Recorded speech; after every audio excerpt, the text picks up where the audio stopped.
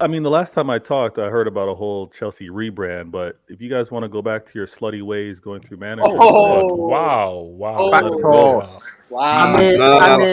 Vader speak on it. They're pimping out themselves now. Speak your truth, Vader. Did you know how many times I cried? You know how many times I cried, bro? Every time I see Nagelsmann coaching, you can't call this team a golden generation. There's nothing. Hans was asked, what is a register? I swear he said, someone. No way. I knew it. Once is an anomaly, twice a coincidence, 3 times is a pattern, 4 times is juju. That's my saying. So I'm sorry, it's witchcraft is happening. So guys, we're here, we're live, man. So yes, this is a new location, separate location, is what it is. I'm alive, I'm well, I'm breathing. So guys, Euro is gonna pop off. A Scott's Mix Sauce 2-piece is dropping next Friday. So we're just building up to that Scott's Mix Sauce 2-piece opening day on Friday. So tonight, Smasi, relax. Smasi, welcome back. Because Smasi, I told you were not leaving on Smasi. You were staying with us on Vincent's Company. Okay, you are. So we're gonna obviously start off with the favorites. So tonight we're looking at Germany, England, Mbappe, and Italiano. So that's for tonight. And then tomorrow we look at Gotnaldo, who's looking, because there's a Gotnaldo Ballon d'Or narrative that's going to exist. So we're looking at Portugal, the Netherlands, Croatia, and all the other teams at the Euros for Sundays. But I'm going to save my Gotnaldo Ballon d'Or narrative because there's a way that Gotnaldo can win a Ballon d'Or, but I'll say that's for Sunday. So it is what it is. We're here. Portugal, Netherlands, Spain. I saw what Yamal did, and we're going to have that Yamal discussion, but those are for the other favorites coming to on Sunday. So there's a lot of stuff to talk about, because I have a Southgate thing to discuss. I have the Southgate thing to discuss. Guys, we're here. So remember, guys, everything pops up on Friday, man. The Euro coverage of, because I'm still technically on holiday, but the Euro... I'm hyped. You know, it's and also, what's it called? Samasi, you are our unofficial, unpaid correspondent for the Euros. So we want video footage. Okay, Samasi, you are the Football Hot unofficial, unpaid Euro 2024 correspondent. So unpaid. Any footage you can take, it, boom. What's it? Unpaid. Barry, who the hell is? I don't pay anybody. Everyone is on. Everyone does it out of the love for me. Everyone does it out of the love of the hearts for you. You have a lot of people who work for you, but they're unpaid. So I mean, Barry, worry about Jalen Brown. For the game, but I'm gonna be in Munich.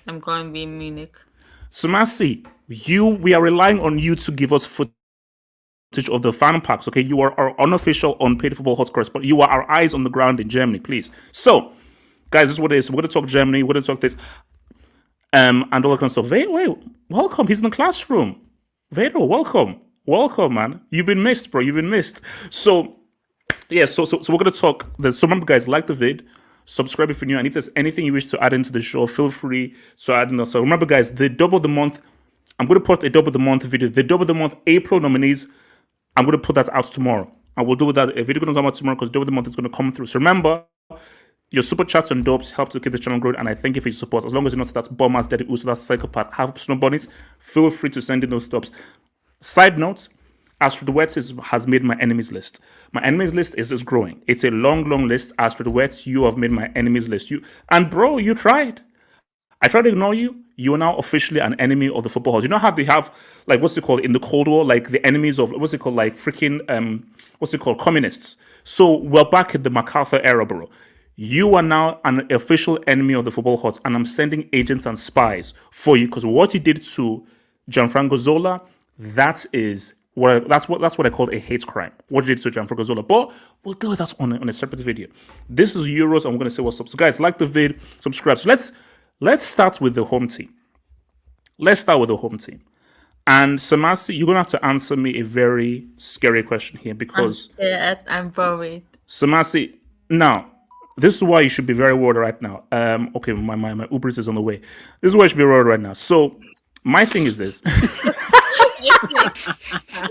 Yeah. So this is the best channel, man. This is the best channel. Let me eat it, please. Let's eat. Nah, a brother got an email. A brother got an email. Nah, this is Brother, the best channel. Actually, to be fair, if you want to be real, it's actually for my mom. Okay, it's actually for my mom. So, okay. there you go. It's for my mom. Yeah, for my mom. So come on, I wouldn't be that unprofessional, man. So for my mom. So, Smasi, you need to answer me this question because I'm scared. Smasi, are you telling me that Havertz is not going to be your starting striker for a Euro tournament on a home soil ahead of the folk? Nagelsmann is an idiot. Oh, you wow. know, Pep Yeah. bamboozled. Hold on. It's a good thing I don't have my cards because that would be yellow. That would have been a yellow. If I had my cards with me, I'd have dropped a yellow. But sorry, Smasi, please continue. Smasi, please continue. Pep Nagelsmann makes two big mistakes for Germany. I think the first is starting Gundogan, he is the worst player. Okay. If not Gundogan, so who's in the midfield then? I would play Kroos, Andrich, Gundogan out, and play Sane instead. Because Gundogan is ass for the national team. Pep bamboozled us with Gundogan. He's not a good player. He's not that good. He bamboozled us. So I would, and Havertz is a clown. This dude gets away with murder. He's shit HH. He's not the striker. He will cost us this. So you're saying that you play full crook ahead of the Verts? Back in the game? Money mates, don't see there. Money mates. This is where you don't need to be an Arsenal fan. Money mates, you don't need to be an Arsenal fan right now. You need to be a football fan. Money mates, the club season is over. It's international season. You don't need to be a club fan. You need to be a football fan, please. No, okay, because it's trendy to hate on him. If it's trendy to hate on him. Money mates, if it was August to May, call Havertz the second coming of R9. Feel free. But as we're in the summer right now, you need to be realistic. It's trendy to hate on him. No, if you're being honest, it's trendy to hate on him. I have been suffering with Germany for 7 years. It's 7, it's 8. And Havertz have been trash since he started for Germany. Okay, he hasn't. Yeah, look down. He hasn't been good at all. That fucking one World Cup game where he scored a lot of goals. It's nothing. Every game he gets and the last Euros he doesn't as well. deliver. Just because he scores doesn't mean he's good. He scores in games where he's not under pressure. When he's under pressure, he doesn't perform. Okay, so no. Yeah, no, come on. No, Havertz starting is that. Look, he shouldn't be part of the squad 100%. Him starting, that's insane. Okay, wait. He was the only good player against England. He was the only good player. He played Thomas Muller right through on goal for that one-on-one, and Thomas Muller missed. That's stupid. What's it called? No, the other one. I'll come to you. So, Veto, in your view, looking at Germany, Muller is finished. Wait, hold on. Veto. So, looking at Germany as a host, Samasi, thank you. Veto, so Veto. Germany as hosts, we don't want them to get groups. But Veto, can you just tell me? So Veto, basically, like those sci-fi movies, I need you just to use one of those devices to try and enter my brain. Veto, why do I have a recurring nightmare that Scott McSauce is going to drop a 2-piece against Germany on Friday? Explain this to me. I don't see what you're seeing. I don't know, man. Maybe you know what? When you get your Uber Eats, always make sure that the package isn't opened because sometimes they might slip something in there. So make sure everything's properly sealed. Do you know? Okay. Side note: do you know how rude it is how they ask for a tip before they deliver? Stupid me! I used to order from this place all the time. I gave it. So sure, let me be cool. I gave it a tip before they delivered the food. Stuff was it was spilled. I was like, what? I'm so I'm tipped. No, Give me my food. Yeah, make you sure could have- everything is in order. Make sure that I don't see any stains, any piss stains around, and then I will give you your Piss tip afterwards. stains on your Simple. food. It's in the UZ. Wait, can it happen? Wait, continue. I mean, okay, Germany, they're the host. They're not going to embarrass you. I mean, I know there's a lot of like stress. Oh, they're not looking good. Nagelsmann's getting all this hate. No, they're not going to. They're going to properly represent. And again, I think you're being harsh on Kai Havertz, man. He played for the second best team in England. Excuse me? Like he performed well. Like I think he might take that confidence to his international play. Like let's not be too harsh on him. It's Kai Havertz One question. for Arsenal. One question, sure. If you had to choose life and death between Havertz and Fulkrug, who do you choose? Like one of those guys life? have to be Your your life? starter, otherwise you die. Your Yes. life? For your life? No, everybody's life. No. Everybody. Your life. Germany's life. No, Vito, they said, no, Vito, don't try and be hard. Vito, they said you're on your family's life and your ancestors and your descendants. Okay. So your entire family tree until the earth stops spinning. That's, you know what? I think you can still give it to Kai Havertz. I think you Vito, Vito, unless you don't, Vito, Wow. hold on, Vito, did you see that goal that your boy scored against PSG in a UCL semi? Did you also see, and also, he was also pretty good as well in the final. Like, you see, Vito, this is the case of don't judge a book by its cover. I know he has missing teeth. Okay, so all because Fulkrug has missing teeth doesn't make him a less of a player. This isn't this isn't like we're not Tyra Banks on America's next top model.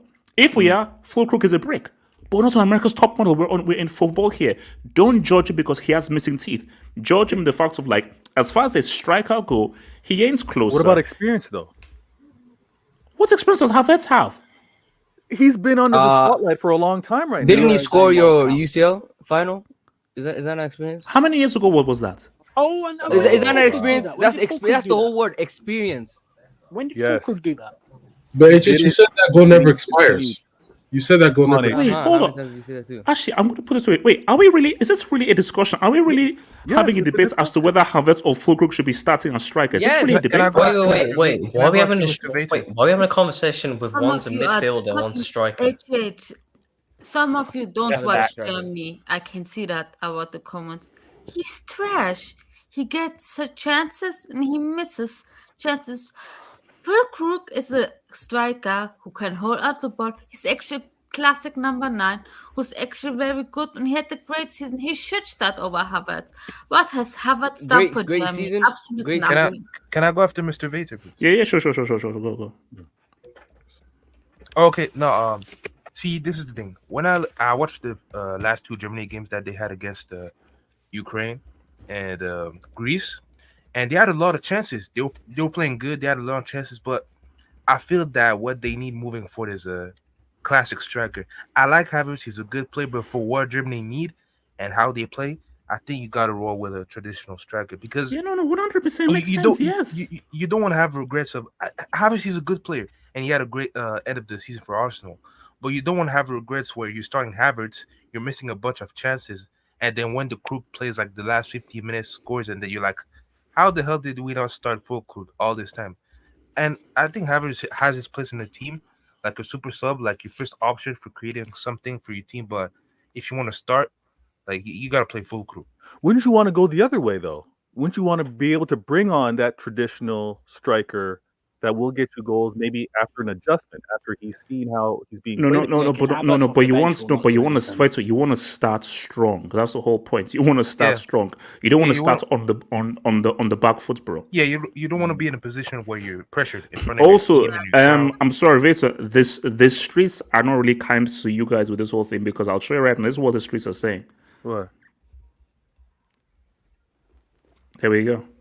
No, it's Fulkrug, obviously. Because he played that day. Yeah. It's because no. Minimize. Don't bring any. This is anti-Arsenal hate. Don't do that. It's a 50-50. Hold on. It's a 50-50 decision. Okay, Monimis. Give me a compelling argument. Give me a compelling argument as to why Havertz. So basically, so Jesus, you asked the point. So the reports are coming out that Nagelsmann is going to start Havertz as his sole striker, not midfielder, as his sole striker. That's why there's now the debate between. So he's not playing him as like a support striker. He's going to play him as the main striker. That's the individual. So, Monimes, what is your argument that he should start ahead of Fulkrug as Germany's main striker? No, my thing isn't that it's a disgrace that Havertz must start. No, it's a 50-50 decision. If you decide to start Fulkrug or Havertz, honestly, like, for some reason, Havertz, it's because it's not sexy on the eye what he does, because it's not like maybe visible, but he makes space for other players. He allows other players to play their best game. He gets the best out of other players around him. He's not going to hold up the ball. Yeah, he's not going to hold up the ball for like a Fulkrug and hold off defenders. But you can see that what Havertz does, it's the touch, lays it off to someone, move into a different space, and he allows the team to play football. He's not going to do anything special, because that's what he doesn't do. He doesn't do anything amazing. He just helps the team get better. He helps keep going. Yeah. And he elevates everyone else around him. Is Gnabry and Sané not part of the squad?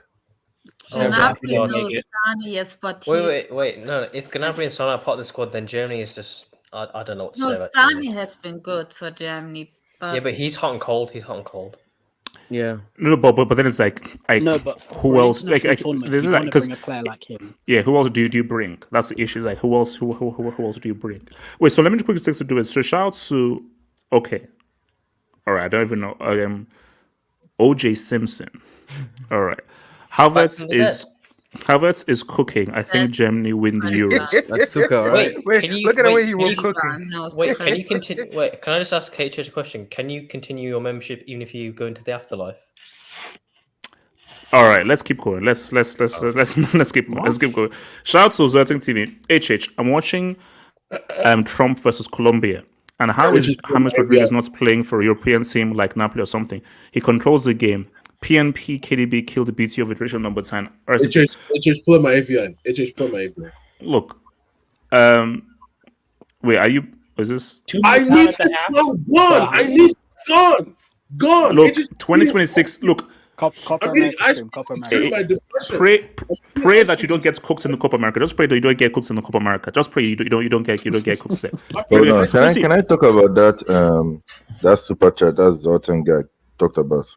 Look, bro, I don't know why people make this same bullshit mistake. Same thing about people are talking about Havertz as striker. Everybody, you see, this is why some of you people, your clubs don't win cup competitions. You're only league veterans, bro. Looking at this thing, you need to understand. The way players play, most of major competitions for international is cup. Okay, you can't be playing a guy like Havertz as striker. You play him maybe as a cam behind Fulkrug. Okay, because bro, this year is not going to come again until another 4 years. And also, Gatlo, my thing is that you use that cam position. Are you playing Havertz over Florian Wirtz in that camp position? Maybe, because I don't know. I don't think Wirtz has been that great for them. Look, my point is the way players play for their club is completely different from the way they play for country. Yeah. Foden is a prime example. Oh God, look, we're gonna get. I'm gonna cook. Bro, I'm ready to cook. And Vesa, I'm so glad you are here. I'm so happy you're here because I'm ready to cook. But okay. You ordered food. Vesa, I'm ready. I'm straight in the middle. Friendly. This guy just talked about James Rodriguez. Bro, we've seen James Rodriguez for Colombia. Of course, he's great. Yes. Don't start using Colombia example for club football. We saw him for Bayern. We saw him for Real Madrid. It's two totally different systems. Look at Havertz for Chelsea. He was trash. Even though he had some important goals, he was trash overall as a striker. Bring him to Arsenal, he's playing better. Obviously, it's a different system. Germany is a different system. And also, here's the thing. So wait, hold on, real quick. Money Mace. To your point, that we hold on, Money Mace. For Leverkusen, he played as a cam, no, he's striker. Hold up. Money Mace, to your point, though. Here's the issue. Wait, here's the issue here, Money Mace, is that you see that Havertz makes other players better. Now, that would only work if it was 2010 Thomas Muller, 2010 Ozil, and some of those guys. The guys surrounding Havertz are not of a level where, let's bring in Havertz because those guys are high volume, dependable goal scorers, and I'll say, what's up? The nature of what Germany have, they need a traditional striker. So because you don't have guys that you can fully rely upon. Because, as we said, Sané, he's hot and cold. Florian Wirtz is his first major tournament that he's coming into. So the guys that are going to be surrounding them, these are not, and Musiala, he's young, and Musiala is not known as a high volume goal scorer. So the safest thing to do is have a traditional number 9. Rather than have, because if you have Havertz there to now try and feed off Wirtz, Sané, and Musiala, is that a dependable tactic for a tournament to not score goals? No, it's not. No, you have Havertz to be feeding those other guys who are not goal scorers. So who's your goal scorer in that front for? Exactly. But HH, the thing is that, and it's going to be a big point of when I talk about England, what national teams tend to do is that instead of thinking about the balance of the team, they try to get the best player in every single position in the team. Just because someone is not the best player doesn't mean that it doesn't suit the team. Bro, we've seen Maguire. Maguire's trash. But Maguire for England helps the balance of England. Therefore, him being missing and them playing Lewis Dunk or Branthwaite as centre. We'll get that. We'll get that. No, right. We'll get that. No. But wait, hold up. But Monimis, is there evidence that Havertz is critical for Germany and makes them a lot more effective? Do we have hard evidence of that? Well, he was their best player in the last Euros against England in that round of 16. That's great. Did we win the Euros? Oh wait, no. He did. He didn't score any goal. Blame Thomas Muller. Wait, hold on. One at a time. So, money miss. I'm sorry, we can't do this. Oh, he scored a goal, or he didn't score a goal. Therefore, that is the barometer of a good or bad match. No, did he play well? Did he not play well? That's how you judge. Did someone have a good or bad match?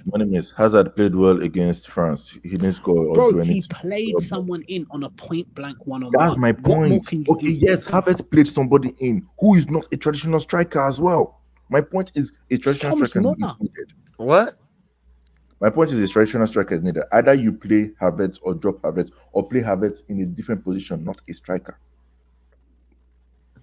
If Havertz was a cam and he played that ball for a striker, then okay, fine. Me personally, I just think Germany have too many players that want the ball to feet. Musiala wants it to feet. Wirtz wants it to feet. Sané, if he starts, is going to want it to feet. There's no off-the-ball movement.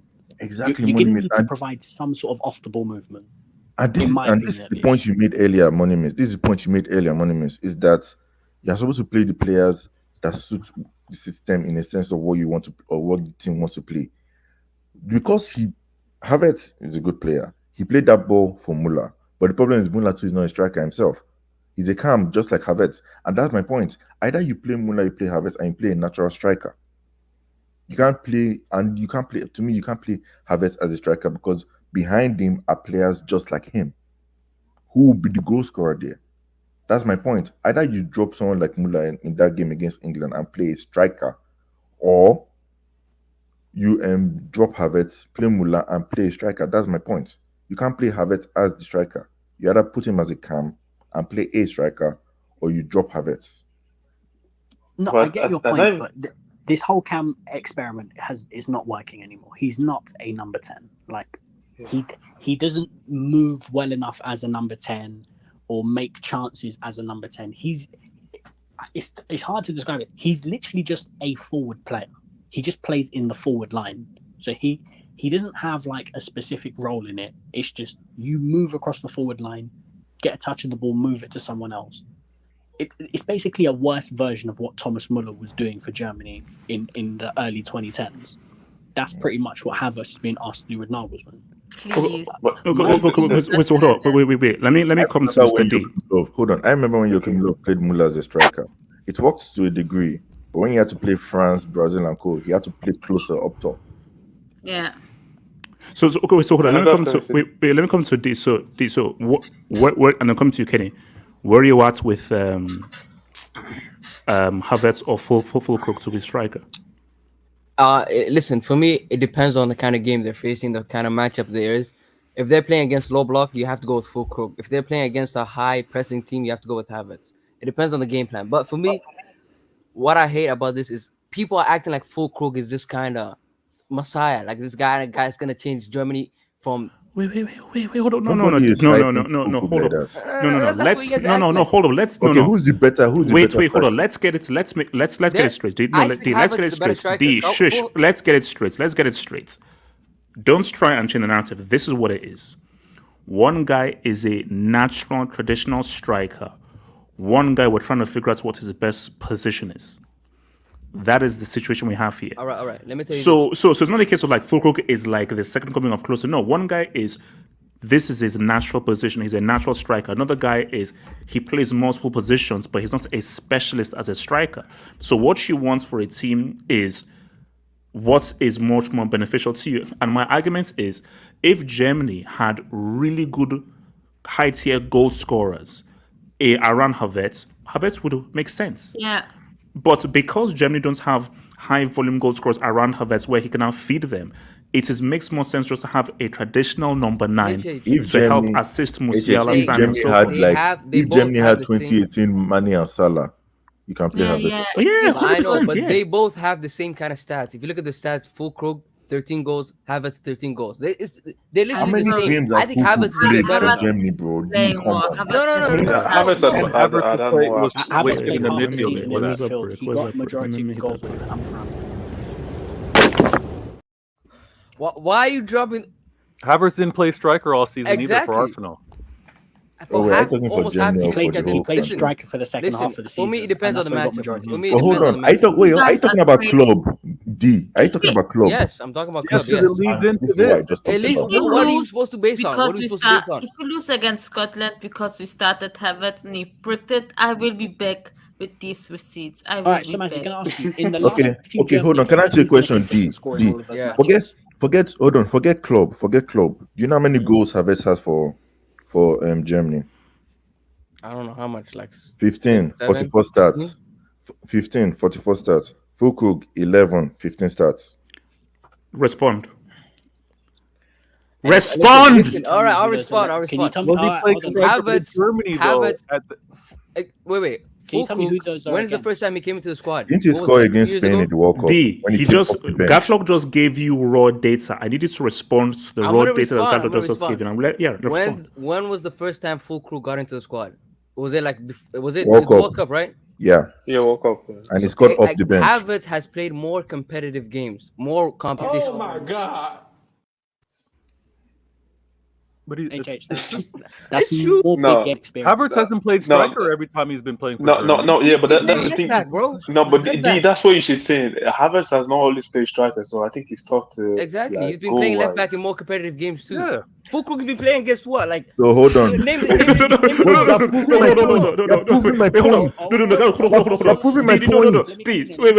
Pause.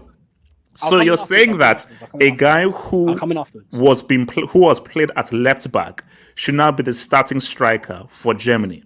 Oh, because of his versatility, you're gonna say. That's the whole point. Wait, hold on, Veto, listen. Wait, hold on, listen. No, let me explain.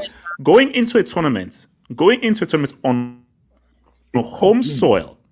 You want me to play a guy who we don't even know what his strongest position is as striker. The one position where you need a specialist in that freaking position. And see, what you guys don't understand is this. Wait, hold up. This is what you guys don't understand. Listen to what I'm saying. Vets, Sane, Musiala are not high volume goal scorers. Quality players, not high volume goal scorers. So Havertz is feeding who to score on a consistent, dependable moment. The whole point of Havertz is you have to surround him by guys who are high-volume, quality goal scorers inside forward. Then Havertz works. But these players are not known for scoring goals at a high clip. So what use is Havertz when you've got a guy who is a natural striker and I can rely more on him getting goals because he plays as a natural striker than a guy who. Bro, I know this freaking dude. Goal scoring is not his thing. Havertz, goal scoring is not his thing. Do you know what made me laugh? After I brought that Germany stat about Fulkrug and Havertz, you just said it yourself that Havertz has not played as striker as much as Fulkrug. But in a major tournament, you want to start Havertz, the one that does not play as striker. I think starting Havertz is an issue. Havertz versatility? Wait, hold on. Kenny, go for it. Kenny. For me, the main issue, especially... Hold on. Wait. Let Kenny land. I'll come to your name. Kenny. The main issue I'm seeing, especially yesterday for me, is the playing Gundogan as a 10 for me is like, I feel like you're wasting it. His ass. And when you played Wirtz, Gundogan, Musiala, and Havertz. Like, this is 4 players for me, the one that occupies similar spaces. You need to play, for me. You cannot play, for me, one of Wirtz or Musiala, one of them has to be on the bench. You need a winger. You need to play a Sané there or someone that needs to. Because you're basically playing 2 Musiala can play on both wings, so you can't play a 4-2-3-1 like that with 2 wingers that are basically 10s. All they want to do is cut inside. So one of them has to be sacrificed. And for me, you should drop Gundogan a bit deeper, and then probably so that you can make space for another winger. But my front four would be Sané, Wirtz, Musiala, and Fulkrug, or at least Havertz. For me, I do think that one of Wirtz or Musiala has to be sacrificed if you want to play Havertz as a striker. If you want to play Fulkrug as a striker, then maybe the 2 of them can play. But if you want to play Havertz as a striker, you can't play Musiala and Wirtz in the same team for me, because it's 3 players. Like, they're going to occupy the same spaces. You can't do that. Wait. So Moneymace, what was the question you wanted to ask? Can I talk after Moneymace? Yeah. We're talking about goals as a striker. Okay, let's judge the goals. Who scored against France? Both times. Oh my God. Both times this year. No. You can't do that, because that's the best national team in the world. It was Euros final 2016. Bro, I'm giving you World Cup evidence. You're giving me friendly. Godlock. Moneymace, stop the fan. Some of you are the okay, hold on. Let me bring. He doesn't score goals. Can I say something shortly about Havertz's versatility? I'm judging this game. I'm judging full. Look, bro. Who started as striker for Germany in the World Cup? It was Havertz. We got and he scored 2 goals.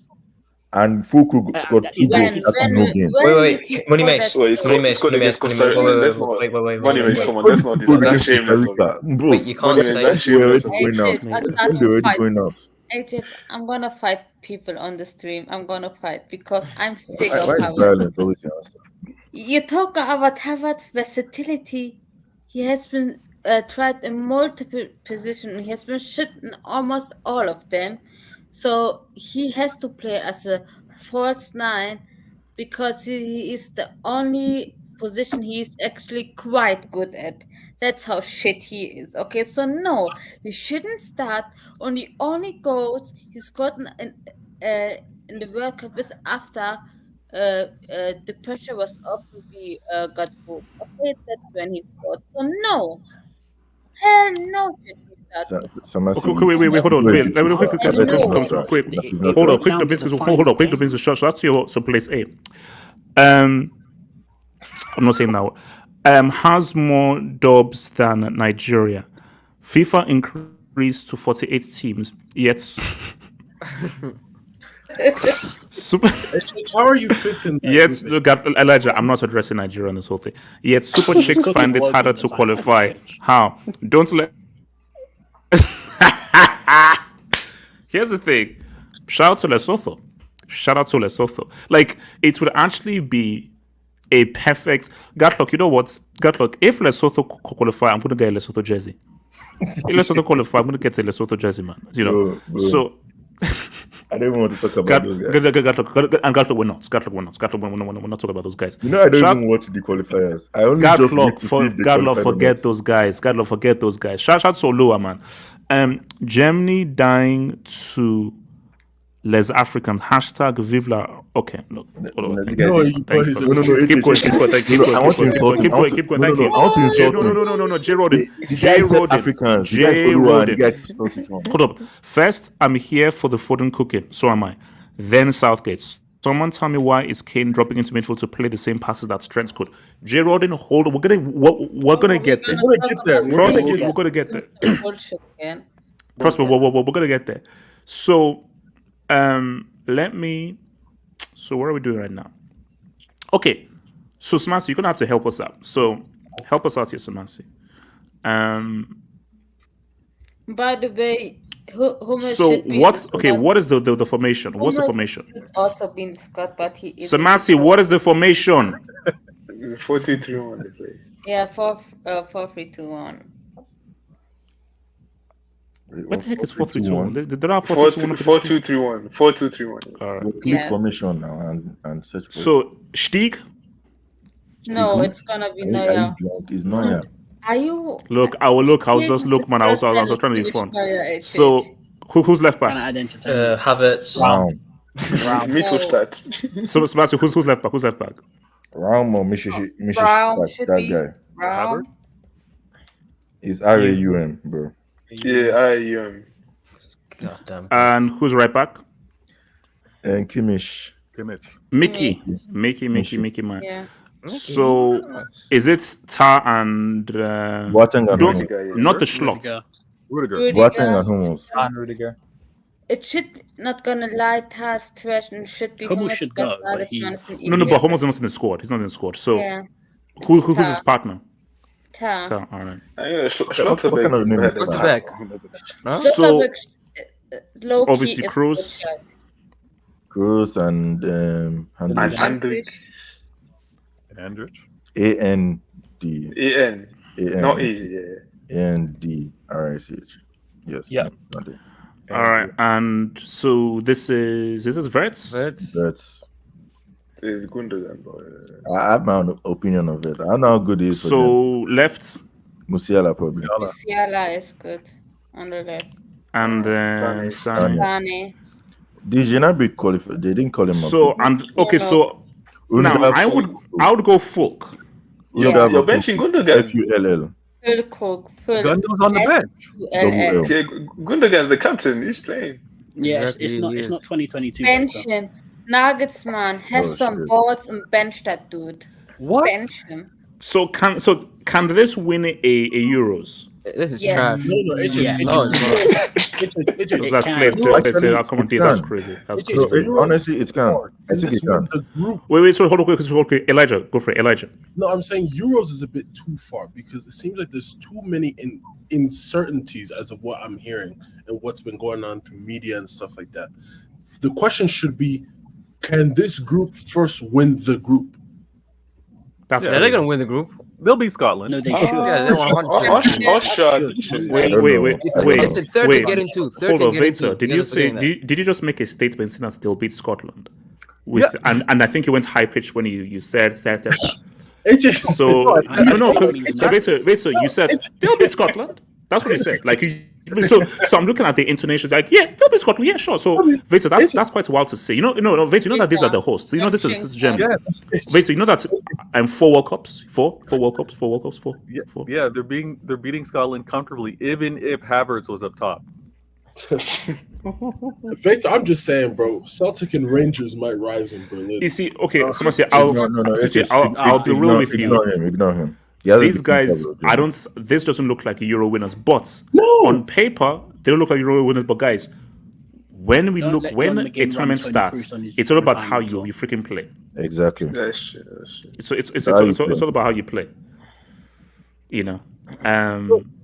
HH, just quickly, how are we going to talk if John McGinn dominates Tony Cruz in his? Here's the thing. You probably will. No. Look. See, here's the thing.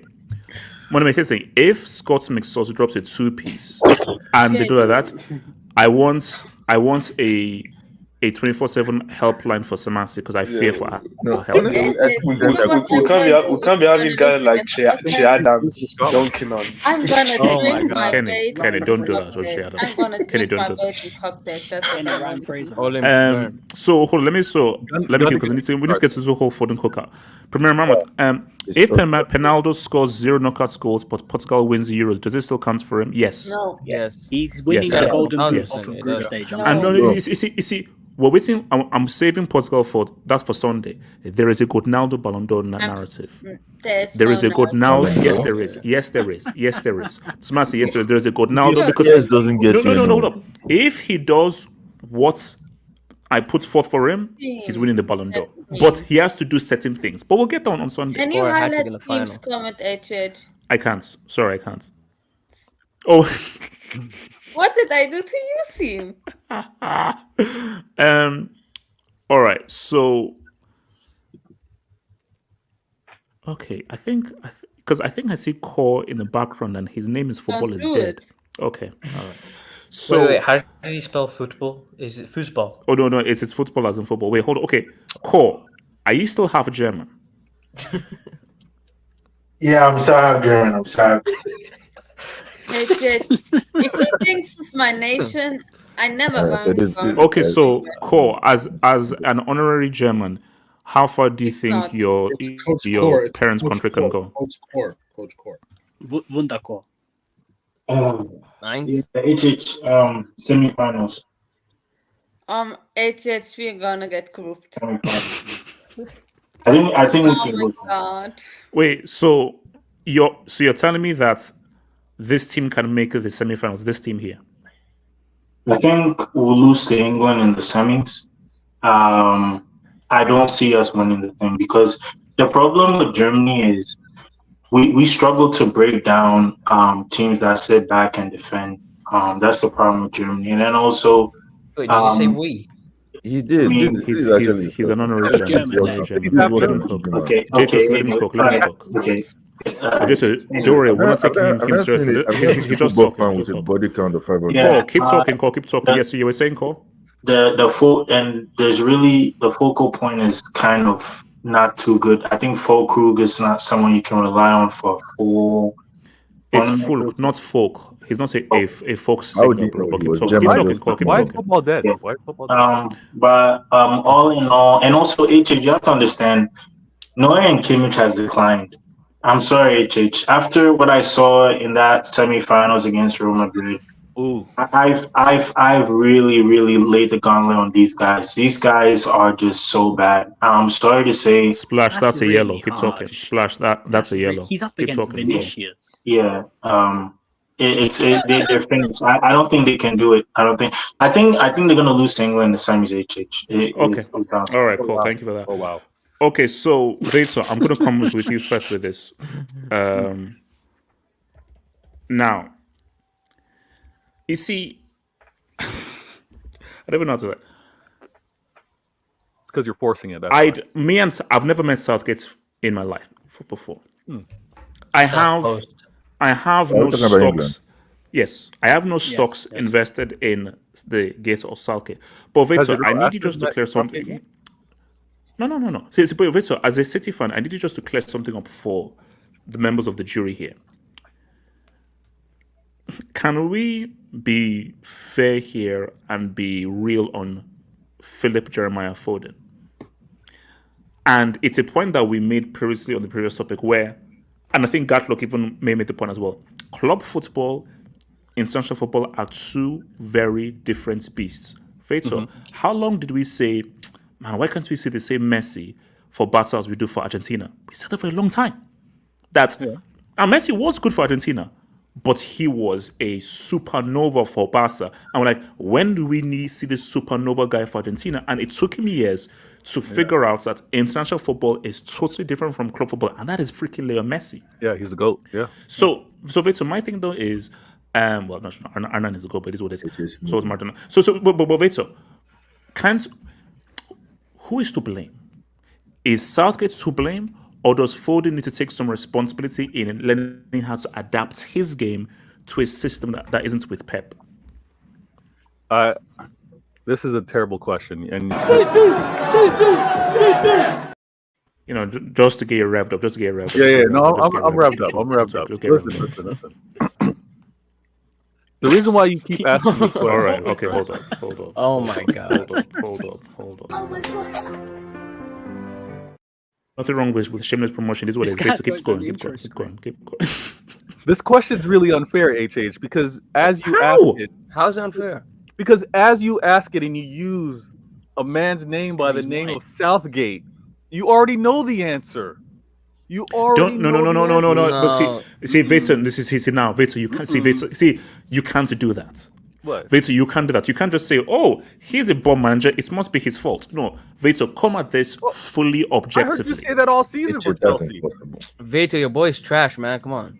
I heard you say that all season while talking about Chelsea. Okay, so Victor, you're saying okay. Perfect example. So Victor, Foden plays for City. Kane plays for Bayern. Bellingham plays for Real Madrid. Saka plays for Arsenal. What is Southgate supposed to do? So if he carbon copies Pep's system, what about the system that Kane is playing in? What about the system that Saka is playing in? What about the system that Jude Bellingham is playing in? He has to create something that caters for everybody. So Foden looks amazing, footballer of the year, under Pep's system with those particular players. Jude plays a totally different system with totally different players. Kane plays a totally different system with totally different players. So how is this only on Southgate? Well, yes, Southgate should take some blame. Yes, absolutely. But you have to have some agency as the best player in the Premier League to actually try to adapt your game to suit international football. Yeah, listen, I'll be honest with you and say that Foden needs to step things up. All right, he needs to step things up internationally. However, 1 second, X. However, you can't dismiss Southgate and what he's putting around him in terms of instructions. He's got tremendous quality. He's got a tremendous quality, but a man that doesn't know whether he wants to start Trent or not, right? A man that doesn't know how he's going to implement Foden with the Saka and a Bellingham and a Kane. I don't know what it is with this guy, but Foden, you can't dismiss the quality of the man. You can't dismiss it.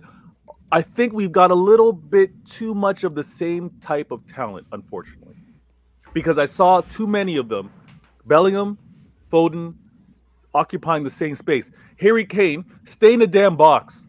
Harry Kane, you should be watching Erling Haaland and see what he does. That's the space we want you in. The other way around. But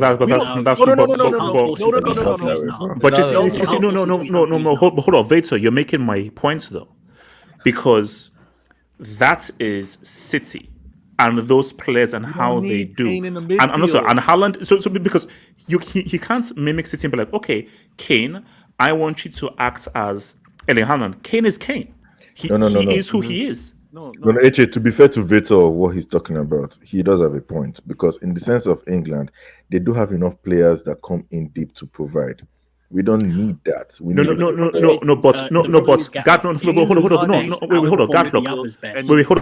Gatlock. Let me know. Victor, come to you. So why should? But Gatlock, the issue is, Gatlock, the issue is, Kane has played a particular way for so long. What were we saying in his first few games for Bayern? Kane is not used to being a fox in the box kind of a striker. He's played so long a particular way. It's going to now be hard for him to now twist things up and play. And also, here's the key thing as well, Gatlock. And see, on one hand, you can say adapt. Okay, if you're a professional player, adapt. Learn how to play a different way. But on the other hand, I believe that Kane will not be as effective if you play him as just a fox in the box. Kane is best where he's much more mobile and he brings guys in. I think that is the way you can use him the best, where he's a lot more dynamic. But sorry, Victor, back to you, Victor. Kane may feel more comfortable having to drop into midfield. However, Southgate doesn't set it up for someone occupying the space that Kane now comes out of. Like, his system's off. So when you're talking about adapting, Kane, you can't keep doing what you've been doing at Bayern. You can't keep doing what you did at Spurs, dropping in midfield, because England has all that quality anyways. You don't need to do that. So I think the adaptation falls on, yes, player and manager. Southgate, If any of you don't think that he's a bum manager, then present to me the argument. But I think he's the flawed World one. Cup semi-finals, Euro I final, pray he ends up a and United. World Cup quarters. He's not that bum of a manager. I pray that he ends up a United.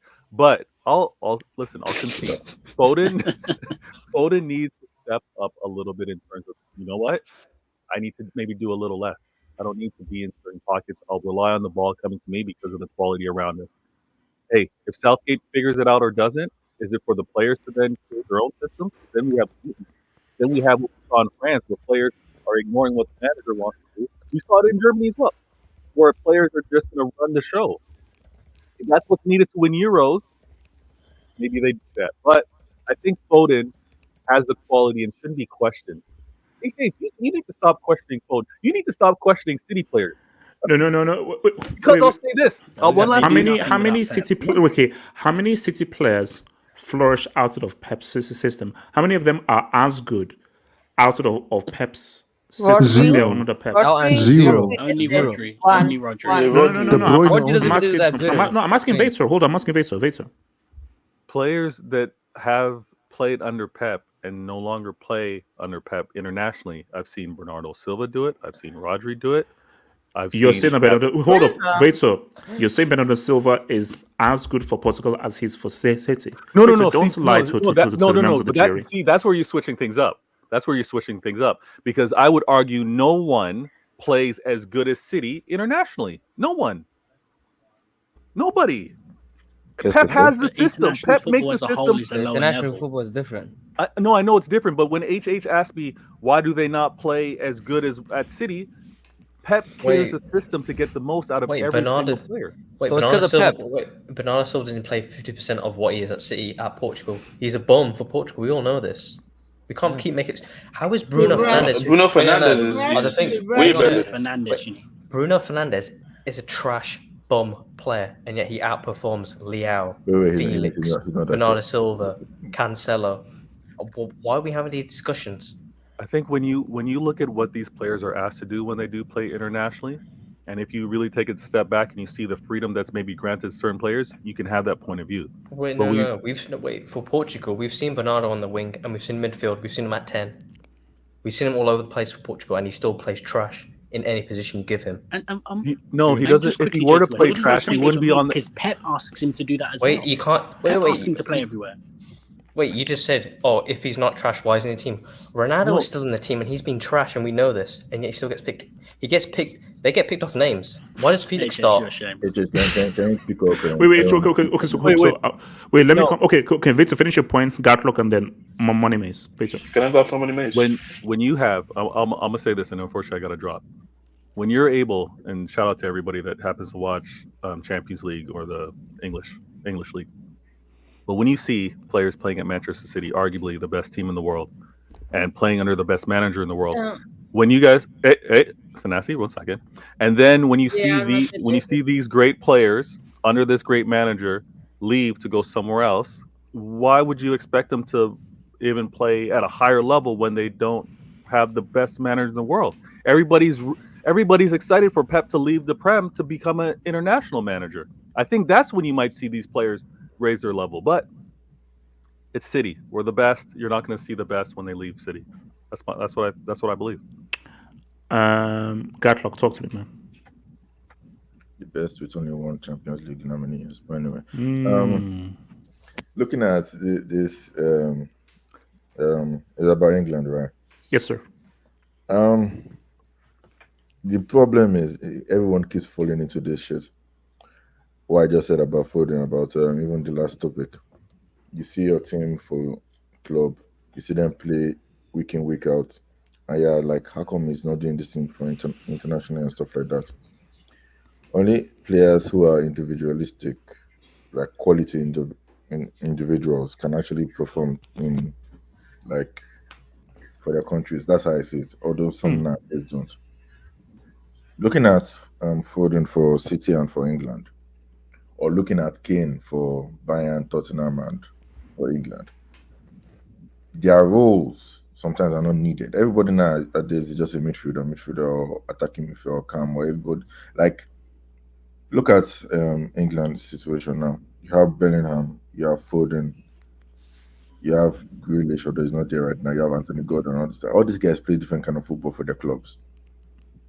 Can they play what Southgate is putting for them? Because everyone is saying Southgate is a bomb. What was Scaloni's club, or what was Scaloni doing before he came for Argentina? Exactly. Who was Gatlock? What alley was Scaloni selling fruit from in Rio before he won a World Cup in 02? And Gatlock, after he won the World Cup in 02, look at what he did when he opened his Niash in 2014. So my thing though is that I say, Gatlock, this is what guys don't understand here. His Niash, where is he now? He's selling fruits in an alley in Rio. So you see what people don't understand is that, and this is, God, thank you for bringing up this point. International football, it's not about the manager or the tactics. It's important, but it's not as important as club football. It's about a general blueprint and substitutions and in-game tactical tweaks. International football, it's about those individuals. So more so than a club football, you have to, as an individual, make things happen because there's not enough time to create a system. So it is. Sorry. You know what shocks? Look at France. France is the prime example. The formation they played in Euro 2016. What was it again? I think it was. No. The 2016 or the last Euros? No, the 2016. 2016 was a 4-2-3-1. 4-2-3-1. Okay, yeah. And I think who was on that? I think it was Payet and this thing. He was Payet. Now 2018. I think it was 4-2-3-1, but it was Matuidi that was playing in one of the wings. While Mbappe was playing the other wing with Griezmann and Giroud. Different players. Similar system, but still. 2021, he changed it to a back three. That didn't really work out well for him. 2022, I think it was a 4-3-3 in a sense. And they're still getting further in competitions. But it's all about the individuals. You see, you can mock what's his name, Deschamps, for always choosing the players he chooses, but they still perform. Like I mock Giroud, but he still does well for France. Who scored the winning goal to knock England out, even though France were not playing well? It was him. Looking at the way, and also, so let's even stay on that right now. Let's look at that last World Cup. Tactically, England were better. Yeah, they were better. Yeah. But what happened? The French individual executed. Against Morocco, that was a 50-50 game tactically. But the French individuals executed. The World Cup final, France were so bad. They got outplayed so badly. He had to take off your two key players, Giroud and Griezmann. And then Marcus Thuram and Mbappe just changed the course of the game.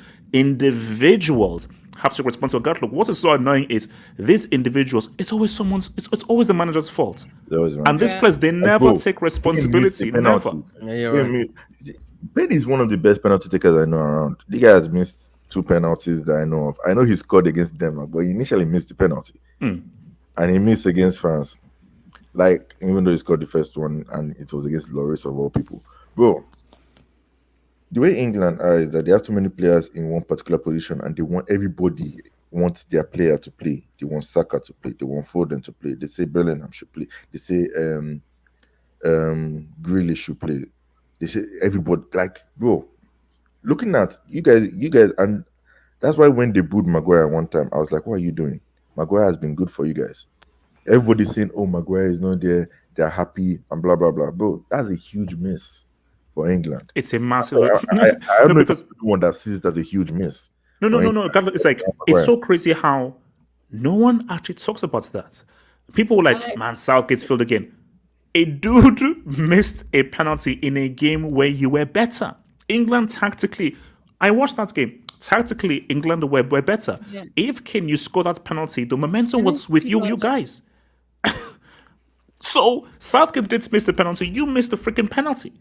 So my thing is that is this always on Southgate where players, you have to now take responsibility for your actions. Like when you look at, you see, the World Cup, it is what it is. Croatia was just a really good team. That's Euro final. 3 guys missed penalties. That's World Cup. Your star man, your captain, missed a crucial penalty when the game was only on a knife edge. Southgate is unlucky. Southgate is No, unlucky. no. Wait, hold To be on. fair, This Euros, England should go far, but I have a feeling they won't because I think Southgate picked. Wait, hold up. When you say don't go far, what do you say? Are you saying quarters? Round of 16 or quarters. And let me tell you why. Because I feel like no. Wait, hold up. No. Let me tell you why. Oh my god! It's not impossible. Gatlock, London will burn if they go out in the round of 16.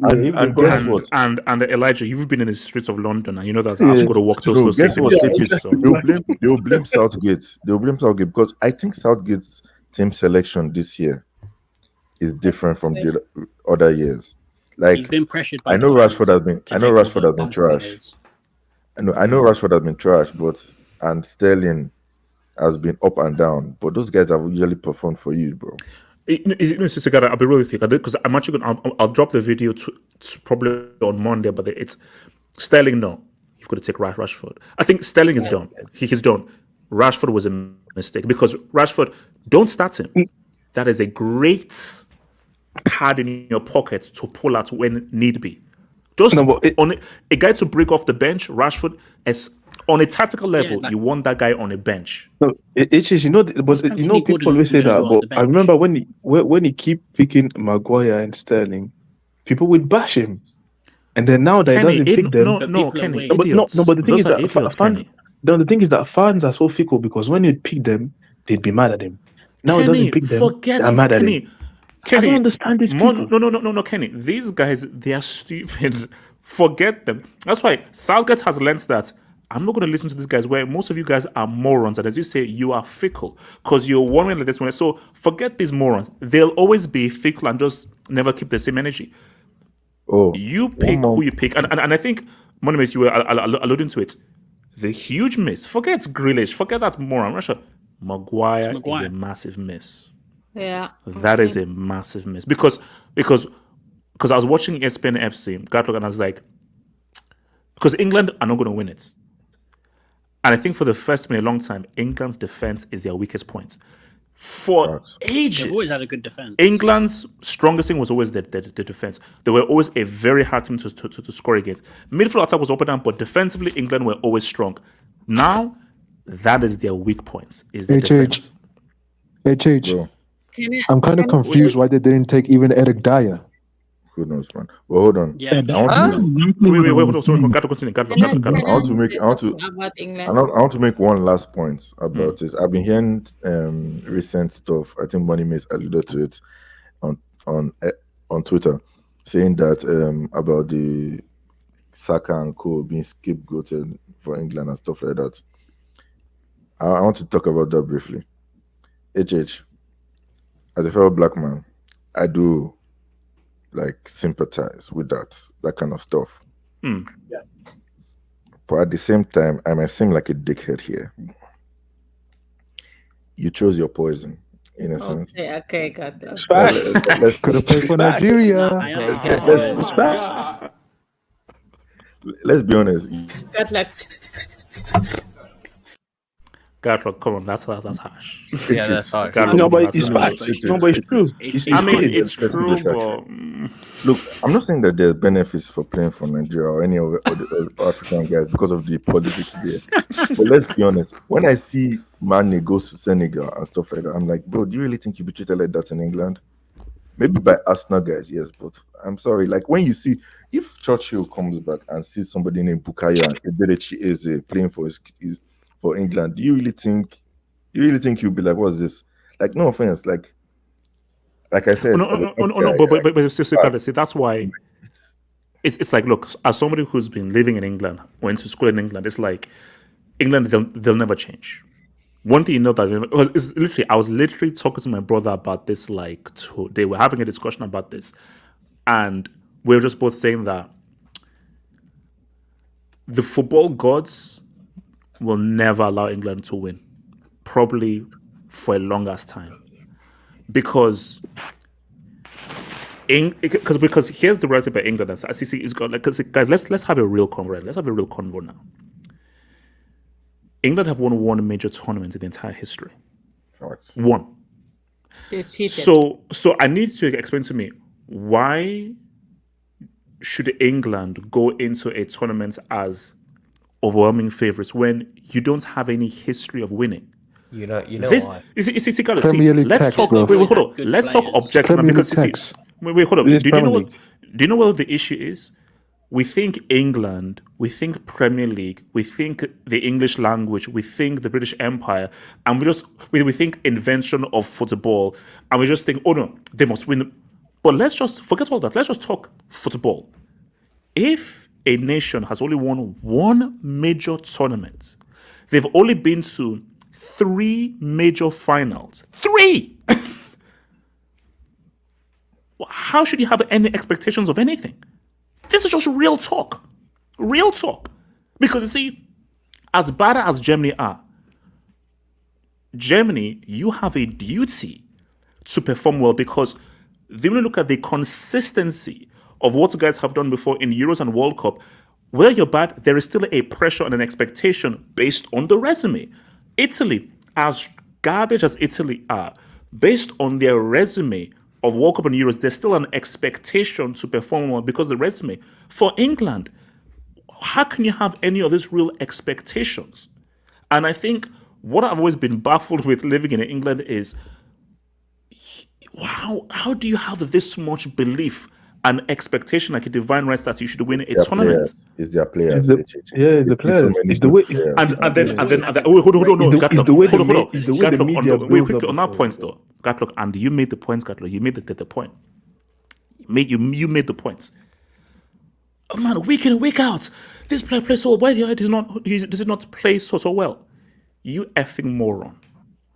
That same player plays with a Portuguese dude, a Spanish dude, a Norwegian dude, a Danish dude, managed by a Spanish or a Portuguese dude. That is a particular environment. When you now go to international football, you now have to now play with all these guys that are now English, who are now coming from different things. So it doesn't matter how well they play in that system. That system consists of people of different nationalities and different characteristics. But when you now play for your country, what is your country's identity? And that is what you've got to rely upon. That's why I think Bellingham is the only way they can. Bellingham is the only hope to win this. He's not enough. He's not enough. He's not enough. And also here's it's funny. I know. No, he's not. No, here's the thing. Don't give me any of that real DNA. Forget that. Exactly. Listen, I was actually having the same arguments with my brother, because my brother was I wasn't talking about Bellingham that. is the key. Bellingham is the key. What? He has what? Tactically, it works. It's not DNA. It's tactically it works better. As a 10, especially if Kane is going to drop but the reality is this though. We have to see it in practice. We've seen Bellingham with Modric, Kroos, with Rodrigo and Vini. Now, in a tournament, Bellingham as a number 10, what is your chemistry and relationship with Kane, with Rice, with Mainu, with all those other dudes? What? Wait a minute. Didn't you just say that? Holy shit! Jesus Christ! What happened here? 5-1. Elijah. Yo, AJ, let me So explain. Elijah, I know that we're talking about England, but Elijah, can you just please tell me what happened to Trump? Just very briefly, what happened to Trump? I can explain easily. There's no need for him to explain. I can explain easily. Hey, yo, Elijah, man. I was about to say, Elijah, we don't care about all this stuff. I didn't say let me just check this call. I saw this call. Like, oh, wow. This US people, man. These US people. Hold on. That's okay. I want to jump out the window. No. Okay. So Monimes, let's go to England. So Monimes, talk to Monimes. Can I talk in England as well? Yes, sir. Monimes, go for it. What we're seeing right now with England is the same thing I saw with them in 2006, and it's the same thing I saw with them in the Euros. In 2006, we have to play Gerrard, we have to play Lampard, we have to play Scholes, we have to play all these players. Meanwhile, Michael Carrick was the best fit for the team. In 2020, Oh my days, Mason Mount, he's such a baller. Phil Foden, such a baller. Raheem Sterling, he looks ugly the way he dribbles. He doesn't look nice. Raheem Sterling is the best player. And we're seeing it again through Bellingham and Bukayo Saka. Oh, Palmer, look at him, Palm d'Or, half-turn merchant, Phil Foden, player of the year, half-turn merchant. There was no This different. is why England, and this is why I'll say Gareth is not a good manager. Not tactically. It has nothing to do with tactics. He's not a big enough personality to make decisions that are for the betterment of the team, in my opinion. The problem with him, I think he did it before. Money miss is right. No, but the thing we haven't seen. Wait, hold on. Let him cook. Yeah. Let him cook. Money miss. the thing is, at the start in 2018, he used to do it, and progressively, as the tournaments have gone on, he's become more of a crowd pleaser in terms of I want the fans to like me, in terms of actually picking who's best for the team. There are England fans who don't understand anything about football. They want Cole Palmer to play on the right wing, who drifts into number 10, with Phil Foden playing in the number 10, with Harry Kane dropping from striker playing in the number 10. Meanwhile, the right back's Kyle Walker. Who doesn't get... So you want 3 players to play in the number 10 with nobody to make a run in behind. No one to make a run in behind HH. Why? Because Bukayo Saka doesn't look elegant. Bro. Jude Bellingham doesn't look elegant and all that stuff. Bro, fuck the half-turn merchants that do fuck all on the ball. People somehow think if you can receive the ball on the half-turn, it means you're automatically this cold footballer. Like, I'm seeing people online saying, oh, Phil Foden, he was born in Brazil, but he was dropped off at some Manchester house in Scotland. Oh my god, for fuck's sake. But see, what fascinates me is Foden can keep on dropping stinkers, and the response will always be, man, Southgate does not issue. Southgate's issue. No, because my thing is that when will people just engage a bit and be like, maybe Foden isn't not adapting well? Because see, the thing about football, what people don't understand is a part of it is a manager, another part of it is you and the decisions you make, and what people don't understand about. And this is what we have to keep on banging this on. Club and international are totally different. Totally different. But you'll continue.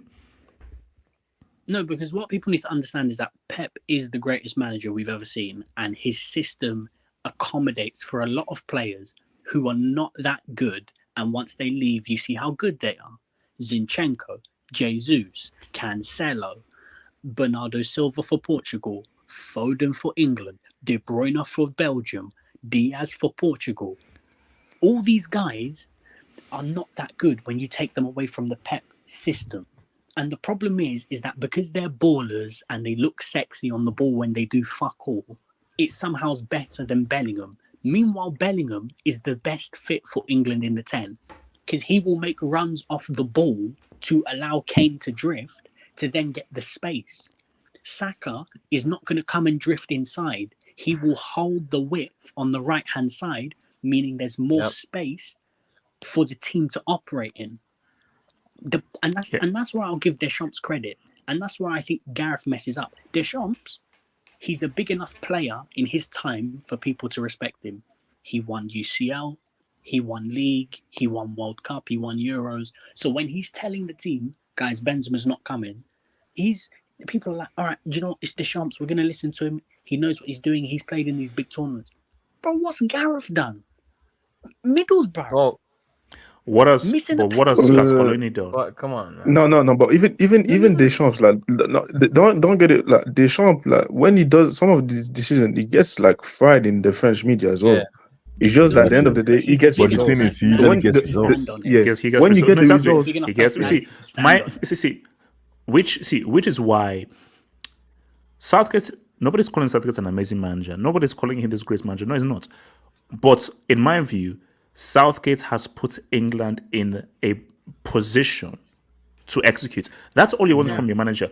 Just put us in a position, and now it's down to us to now say what's up. Because again, let me give you an example. So Belgium, Brazil, World Cup 2018. 18. That's from the Brazil coach. You got tactically outplayed. Tactically, you got outplayed. So even if the players can take some responsibility, but you so got completely outplayed tactically in that first half, a lot of that is down to the coach and the manager. So the players can take some responsibility, but based on just when you look at the game, that was down to you. When you look at that France and England game, I'm telling you right now, Kane scores that penalty, England go through. Yeah, hold up. No, Kane scores that penalty. The players, it's now down to you to finish the deal. Now, and I don't know whether this place can finish the deal. And this comes back to the crux of the argument with England money mates, which is that if Southgate not puts England in a position, penalty shootouts, you're winning the game extra time, will these players take agency and execute? And I just don't believe they will. No, and to that point, I agree with you. I don't think they will. But I'm simply saying, if England want to have a chance of doing this, you've got to do both. No international tournament is won with one or the other. You have to do both. And what I'm seeing from Gareth in the past few years, i.e. after the 2022 World Cup, it seems that, and I'm going to say this, I Test FC somehow is deciding to pick who needs to play for England. Because if we're being honest, the midfield three should be Trent, Rice, and Bellingham in the 10. Rice playing as an 8, who's getting about the pitch defensively. Trent playing from deep to play passes. But I know I Test FC, they're going to try and push Kobe Mainu into the midfield when he's only 19 years of age. He's a quality player. I'm not saying he's trash, but for the team, he's not going to fit. Bro, Gareth is going off of what I Test FC and Form FC are trying to do. There's 4 Crystal Palace players in the team. These men were good for 2 months. That's crazy. I think you're like, they have the most in the team. Palace, most players in England team. So you don't take Sancho, who's been good since he moved to Dortmund. You don't take Eric Dyer, who's been good since he moved to Bayern Munich. You don't take Fikayo Tomori, who's been good for majority of his AC Milan time. But you take Adam Wharton, who's playing for Blackburn. I mean, Lewis Dunk. No, hold on. I want to piggyback on this point. Bro, I understood when you didn't take Tomori before. You had Maguire, Stones, and all those guys. How do you not take Tomori now when you have defensive fragility right there? I don't get it, man. Because Gate's good, apparently. And because my thing though is that I think Kane, Bellingham, those were big money moves. So you have to watch them and you know what they're about. I think the reality is, apart from the big superstars who it's very detailed what they're doing outside of England, did you watch Eric Dyer for Bayern? Have you been watching Tomori for AC Milan? Because if you're missing Maguire, you're going to rely on Gehi and Lewis Dunk. Do you know what I've been hearing? Best player in La Liga, best player in Premier League, best player in Germany are all in this team, so they should do well. Wait, hold on. Money miss, and then come to Kenny then the Smassy. Money miss. No, because Gatlock, the problem is that people need to understand international tournaments is not about how well you've been playing for the last 2 months. It's how good you are for England. Rashford off the bench is arguably the best possible thing England can have. No disrespect to these players, but what is Ivan Toney going to do off the bench with 10 minutes left in the match? My thing is that how are you taking both Toney and Watkins, bro? You've got to pick one. It's crazy. You've got exactly Rashford off the bench. Rashford was cold off the bench. Came on against France. In 3 minutes, he looked more of a threat than majority of the forwards in that game. Free kick skims the top. Tim's the crossbar. And this is the problem that I think Gareth and a lot of England fans miss. International football is not about the consistency of your performance, because no international team has ever won a trophy playing well in every single game. You will always have 2 or 3 bad games. The only team I can remember in my lifetime probably winning an international tournament and they played well the entire tournament was Spain in 2012 in the Euros. Even Germany 2014. Yeah, Algeria. America was Ghana too. Algeria. They were bad.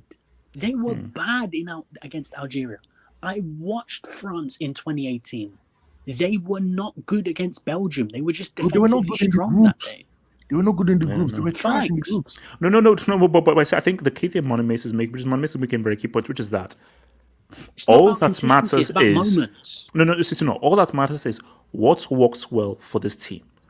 I don't care about how well you do week in, week out, because the sensible English fan knows that it's about what works well for the team. The idiotic English fan is like, this guy plays week in, week out. Why aren't you picking him? You stupid moron. Does he work for the team? If he doesn't get picked. That's all that matters. All that matters is, does this team function and is this team effective? No, just one more point. Just one more point quickly. This is why France win the tournaments. Ousmane Dembele is not this fantastic player who's going to be a world beater for a whole season. But Ousmane Dembele has something that Ollie Watkins, Ivan Toney, Eze, even Cole Palmer and Anthony Gordon and Phil Foden, what all these guys don't have. And that's the ability to produce in a moment, because that is all international football is about.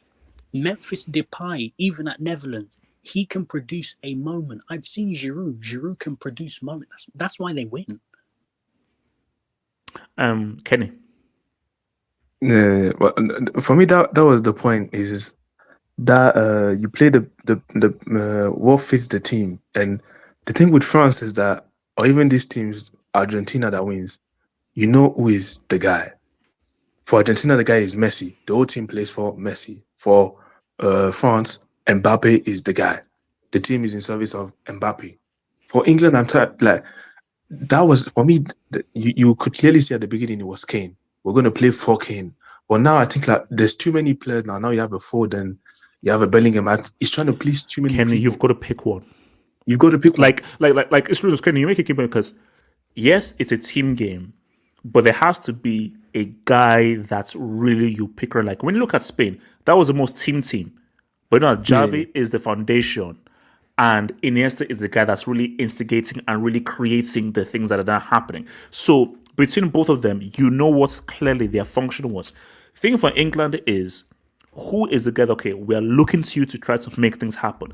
Kenny, it can't be Kane, because remember we had the conversation about where the only way that England win this tournament is through Kane. Is that still true? No, but that's you have to. That's the thing for me. You have to choose a guy. He has to be a Kane, maybe, or a Bellingham, or you have to choose that guy. Because for me, it's like right now there's like too many. He's trying to please too many people. Because I'm still there's a lot of outside noise. But Kenny, people's argument is that Premier League is the best league in the world. Foden was the best player in the best league in the world. He should be the guy. That's what people's logic would be. But clearly for England it doesn't work. So I feel like people just need to get off of your idea that Foden is the best, because I'm seeing like some TV shows sometimes, or some like footy fellas or people like that, like English fans. They're like, oh, we're just gonna dominate teams, just play all the bowlers at the same time. Like you guys, your players are not that talented. I feel like people are acting as if this England team is like Spain 2010 or 12. Like they have some crazy midfielders. Like you guys, like England are not going to dominate teams by keeping the ball. I'm sorry, that's not what you guys are doing. You guys don't have the midfield for that. You guys need to play a team like you played against. For me, I see them as similar as France. You guys are So do you think they can win the Euros then? Do you think England can win the Euros? For me, they can win the Euros, but some guys need to get sacrificed. For me, I'm like a guy like Foden. Maybe I don't think like you might have to sacrifice him. Play a Bellingham in the team. Play a Saka on the left. Play maybe a Gordon on the on the left. I mean, and Saka on the right, and maybe Foden has to be a bench player, and then he has to be a impact sub maybe. But for me, like you can't like one of them has to go. But then Kenny, you see, if that happens, I can already see the narrative. So let's say Foden is a sub, and England go out. You went it because you didn't play the best player in the Premier League. But that's the thing that you can't be thinking like that. That's why. No, you can. No, I'm just saying the narrative. No, you see, if you're Southgate, you live and die with your decisions. Forget what people say. This is my team. This is how I'm going to roll. And that's what obviously. And at the end of the day, he's winning. But like Deschamps, like when this guy was playing, when he was playing. Also, sorry, Katie. And the reality is, Foden's the best position is number 10. He's not as effective on the flank. So, and in this team, there's no space for Foden to play number 10 in this team as a starter. Exactly. Like this, Deschamps was playing Matuidi as a right mid. People in France were killing him, but at the end of the day, it worked out because he was better served for the team. And even in the World Cup, played Dembele. Some games, like you see in the final, he wasn't working. He stopped him out directly. So for me, a guy like Foden, for me in this team, is just not it. He's just going to take a hit. Maybe on the different manager, he can work out. But right now, Bellingham as a player as a 10. And for me, on the wing in international football, Foden on the wing is not it. So he may need to get sacrificed. That's just it. And on quickly, one last thing is the guys love think about the black players, because I know because basically today they lost, and then you see like Saka is on front page, Maino and all that stuff. But like you said, for me, it's that double-edged sword. Like when obviously we don't like it, it's like it shouldn't exist, but we know it does. So at the end of the day, it's that double-edged sword. Like you say, when you win, you're English, and when you lose, like you're back to being. And I think, and I always say to people, like, when you choose England, this is the reality. Like since I've been to England, they've been doing this from get-go. The tabloids have always been like this, and they haven't changed. So reality. So Samasi, you wanted to speak on England, Samasi? I think Southgate is feeling the pressure. That's why, because I think he should have stuck with his principles and stuck with his plan, because I don't blame Southgate for the losses. Actually, he has his tactics right, and he's not like his game plan is not like being free flowing like Pep is playing. It's more defensive, but it works for tournaments, so I don't really blame pragmatic him. Yeah, it's more pragmatic. And some of these players, especially Harry Kane, needs to take some responsibility for England not winning in tournament, because they have the players, and it's international tournament is more on the players than on the manager. Yes. In club football, it's more on the manager to find the right system, and the international tournament is more on the individual quality of the players. So, and I think he has taken all the experience out of the team. Like experience matter in tournament football, and taking somebody out like Maguire or even. No. So it was injury. He wasn't. I don't think it was a fitness thing. Okay. But even I didn't get the Madison pick.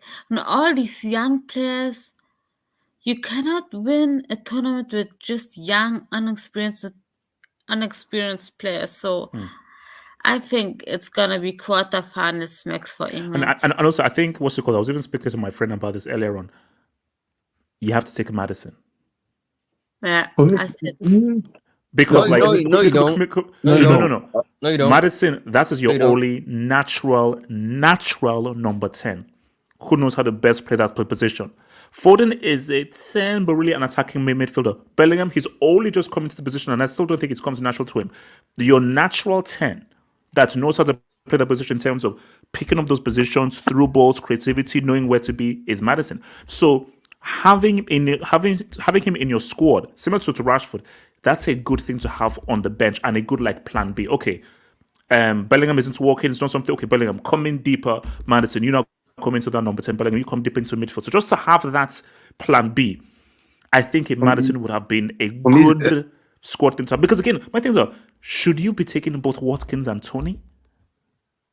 Yeah, and there was another thing I saw, like he didn't bring no left back, like left back. Basically, you have Shaw. This man has barely played this season, and then behind him you have like Joe Gomez and people. Pick a damn left back, like I don't know, pick someone. Like what's going on? Joe Gomez, you have Kieran Trippier. Like what is this? Wait, hold on. So shout out to your boy Hamza. Thank you for the dog, man. England's squad is talented, but nowhere near as good as they're made out. Southgate doesn't help, but players can do more.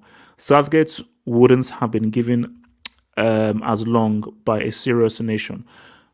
Okay, no, but Hamza, you say this though, but again, remember, so when England made that World Cup semi, it was the first time they made a semi-final since Italia 90. Mm-hmm. When they made that Euro final, it was the first time they made a major final since 1966. So he was doing stuff that was pretty much advancing England, more so than Ericsson, more so than Capello.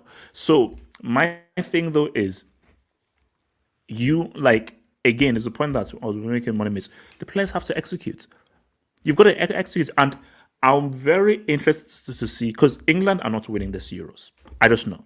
So I'm going to be interested to see how are they going to go out and what is going to be the process of them going out. Shout out to the Don. Random, but Yamal is 2 GA behind Vinny for country. That's Vinny Jr. That's sad, man. The prodigy. It's Brazil makes me sad. I don't want to talk about it. Basically, all I'm saying is that Vinny needs to poison. No. Vinny has to poison Mbappe, Bellingham, and Messi to win number Ballon d'Or. He has to poison 3 people basically. And that's our next game, HH. Oh, your next game is I'm starting to see. Oh yeah. Okay. So Elijah, your thoughts on Angleterre? I mean, England is very weird because this, and I think this is going back, especially seeing the media reaction. And again, losing to Iceland is ridiculous. Like, come on, bro. Iceland. I mean, they've done it before, to be fair. And also, that's England's Bobogi team. It's England's Bobogi team. I'm in international football, right? Especially before a tournament, these are not friendlies. These are warm-up games. These are like, a lot of times, these are like your last chances to prove a point or to make sure that a system or a formation you're trying to implement works. This is not a time to be playing tiddlywinks and tic-tac-toe. Like it's about putting a system down, getting the nits and crannies out, and making sure that your team is ready to go for a tournament. Yeah. I'm literally seeing it here. Okay, I have a manager who has no idea what he's doing, and he's getting blasted 5-1 at home. You know what I'm saying? But with England, losing to Iceland is really disappointing considering the fact of the talent he has in his disposal. See, my thing with Southgate is that this versus Southgate is different from the Southgate of the past in terms of he was too loyal. You know, he had his favorites and he stuck with his favorites, which is understandable because he had guys that, you know, that brought him results. But now it's about this new generation and the group of guys that can actually do something for you. I'm tired of England's, especially media-wise, I'm tired of the scapegoating. Yeah. Stupid. England, it was not just Saka by himself out there. It was not just Ivan Toney by himself out there. It wasn't just Trent out there. It wasn't just Foden out there. It wasn't just, Declan Rice out there. It was England out there at Wembley that did not perform well, period. Okay? My thing is, I had England or France winning this tournament. That was me. Neither's going to win. And unfortunately, that could be the case. And unfortunately, that could be the case because we're not. It obviously because it's too obvious. It sounds too obvious, but 2 at the same time, the mistakes come from within, and those mistakes tend to be from the managers. See, that is so true, Sam. Like it's disgusting, you know.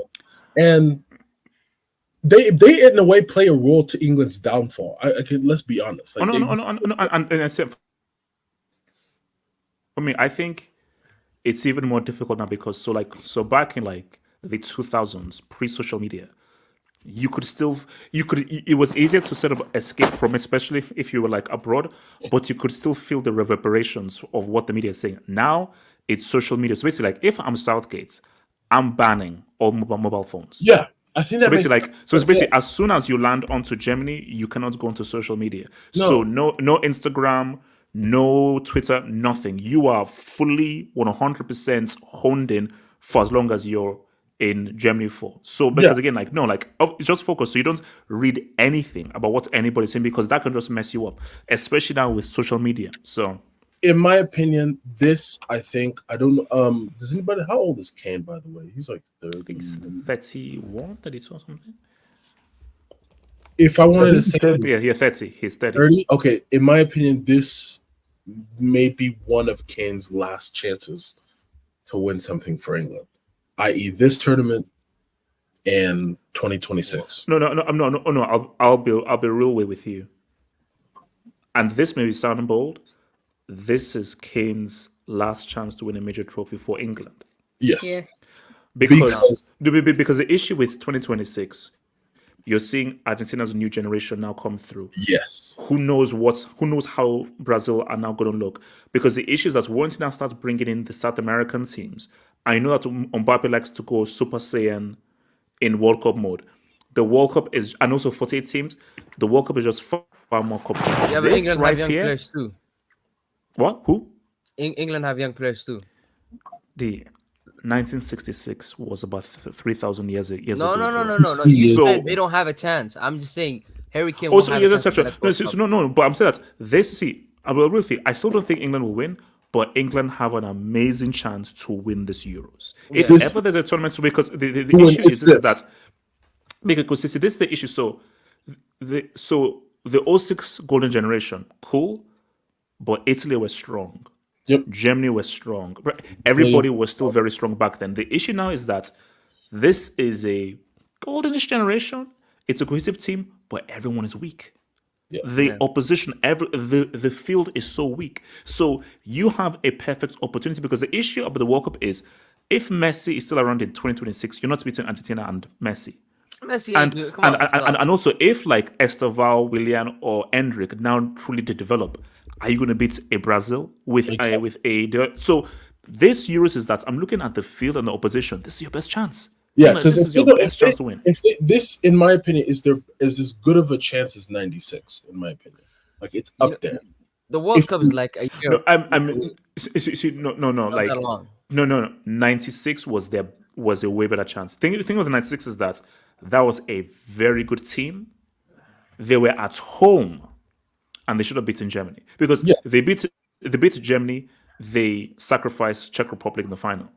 So that 96, that was because that was an amazing team. So I mean, it's just weird. Again, my biggest thing is just wondering what is Southgate lining up with. I think they'll get through the group. The group is feasible. I think they'll get to they'll go through the round of 16. My concerns are the quarterfinals and possible semi. Because that's where teams like there may be teams possibly showing up, I don't know, maybe the Netherlands, maybe France itself, or even, a Portugal or Spain. So that's my concern. Okay, let me come to Jesus. So Jesus, your England thoughts? I mean, I really couldn't give a shit about this team in general. Like, I don't really like England. I mean, I have lived here most of my life, but I don't really care about that. But I think it's a societal thing because what do British culture in general? What do they still think nowadays? They think they're the center of the world. Everything is about England, British Empire. They still think we're in the British Empire because when we hear about how they talk about their players, how they talk about their league, how they talk about the managers, how they talk about just this England squad in general, that it's not that. Oh, they can win a trophy. It's no, we should. Why is there a should? You don't have any history. You don't have any heritage in this competition. And if you want to look at your 1966 Precious Trophy, are we going to talk about that? You're gonna were they really gonna let Germany win in England post World War II? No. I think like 20 years after the end of World War, about 20 years after the end of the World War. Yeah, exactly. That is never gonna happen. But like England should go back to what they are. They're not a tiki-taka nation. They're not an efficient Germany. They're not an innovative Netherlands. They're not that kind of team. They're not a flamboyant France. They're a Brexit hardball defensive team. When they go defensive, that's when they actually succeed in football. Like we've seen it for the past few competitions. Do England play the most attractive football in 2018, 2021, and 2022? No, they don't. But they get results to get it done. They're the definition of a good team. No, but I think, but the issue though, you're right though, but the issue is, I'm looking at that the defense. Can you be pragmatic with that team, or unless you're going to rely on Rice and Gallagher to now pretty much do like a handle job to now be a lot more defensive, but yeah, but like, why are we seeing Eze in the team? Gahey, Konza, why are these players here? Like, I know Dyer is Dyer, but he's actually shown quality at Bayern Munich. And he does have experience in this actual team, to be fair. Like, he did well in Euro 2016. I know that's a long time ago. You've got to take Dyer. At least in your squad, you've got to take Dyer. And because I don't know if John Stones is fit, because I watched a bit of the game yesterday when they played Iceland, and he's injury prone itself. And McGuire is also injured. If Stone and Maguire are out, that is basically your whole... What England have succeeded... Well, they haven't had success, but they've had the most progress, you'd say, with the Stones and Maguire partnership in their defence, with Pickford behind. And then you've had Rice or someone else with Rice. We've had like a defensive pivot, so it was Henderson, Phillips, Rice, all these kind of players that you've had. Foden, like this guy is not what he is. Like all these England players, they're not as great as they are. Like Kane, is he world class? Is he really world class? No. And that is what, for the England fan, they'll never accept. Is that key question? Are these guys really as good as you think they are? Yeah, and then if you really ask that question, because then say, oh no, of course, but look at how good. But no. Really ask us the next question. They're good. Are they really as good as you believe they are? Yeah, and look, this is another problem, because I don't know if anyone's seen it, but Ian Wright the other day, I think yesterday or today was, so they did a thing where I said, would you swap Saka for this player? So Messi came up, no. Prime Ronaldinho, no. Who else was there? Neymar. Prime Ronaldinho, Neymar. What the fuck? Cristiano Ronaldo, no. Like all these players he's mentioned, would you swap Saka for that? No. This is the problem. No. Yeah, you see, like tribalism is crazy, bro. It's the actual English mentality, because most other countries, they can actually be competent with their brain and actually see for what it is. England fans aren't like that. They think so. It doesn't make sense. So Foden is world class apparently. Palmer's world class apparently. Bellingham's world class. Luke Shaw's apparently world class on his day. Shorberto. Harry Kane is world class. Rice is world class. How many world class players do England have? They're complaining. Because this is my thing is that, okay, your captain and your main star has never scored in a major final. He's like, I'm sorry, that's a problem. A guy who you've never experienced winning a trophy and you've never scored or performed in a major final, and that is who we're now relying upon as a captain to lead us to victory. And the media still puts forth, it's all about Kane, Harry Kane. We say, wait, hang on. This guy has no trophies. This guy has never performed in a major. This guy's never scored in a major final, and we're resting our hopes on this dude. Come on, let's be realistic. Also, to England fans blaming Southgate, like we all know Southgate, he isn't the best manager, but he's done a decent job. Because look at Capello, look at Ericsson. Those weren't bum managers when they came to England. They were the best managers at the time when they were hired. Exactly, they were the best managers at the time. And they changed from what England is. Like Capello tried to do his football, it didn't work. Ericsson tried to do his football, it didn't work. It doesn't always work like that. But like we've seen it, Scholes was omitted from the squad in the golden generation. It was always Lampard and Gerrard, because they're the media stars. They're the poster boys. That's what it wasn't done on actual performance. It's done on what they are, social media. Like I know you people have their. Do you look at Lampard and saying on Scott and say no? I'm gonna take Lampard. How? It's like, I know people have their opinions on David Beckham. Like he but he wasn't that guy for he had moments for England, but he was never going to be that guy for England. He was never going to be, because let's not lie, we've heard the shouts that Rooney got at this when he was young. White Pele. People can't forget that. Oh no, bro, no. Jace West, I remember. Listen, no, do you know what's so crazy? Like, I'm back in like my family house right now. I was literally in that room over there where I actually saw the newspaper and it was White Pele. I remember I was in that room over there where it said White Pele. I was like, are you kidding me? Yeah, because you've seen it with Rooney. We've had the shouts of Alan Shearer. He wasn't that great a player. Let's have a look at his actual. He was a very good striker. As a player, he was a brick. But in terms of striking a ball, that guy was a striker, man. But this is the same. That's the same thing with Kane. He's a good striker, but is he a good player? He's not. He doesn't have the mental. Being a player is more than just being the ball at your feet. It's how you think, what you do in that moment. He's weak. Like that second penalty against France, you have to. If you're truly world class, if you're the world class, you have to score it. You have to score that. You have to take the chance, because we've seen a prime Spain, like David Villa. And also, Jason, think about that penalty. Put that thing on target. It's a goal. It's Lloris. He doesn't say penalties. Puts that thing on target. It's a goal. Yeah, exactly. This whole people saying, "Oh, but as we're seeing Anthony Gordon's in the squad." People say, how good is this England side really? Because when you look at this team, we're going to see a back four of Luke Shaw if he is fit, Gahey, Konza maybe, if Stone's fit, I don't know, and then right back is we don't know. They don't even know who the right back is, because they're saying Trent. But Trent doesn't really work in this England you have squad. to put him in. They have three right backs, man. This is another problem with England. They think because Trent plays well for Liverpool in the Klopp system that he has in the past, they think that'll instantly implement onto the England side. England don't play like that. Just because you have good individuals doesn't mean you can chuck them all together and it'll work like that. That's not how football works. Like, even look at a prime Brazil.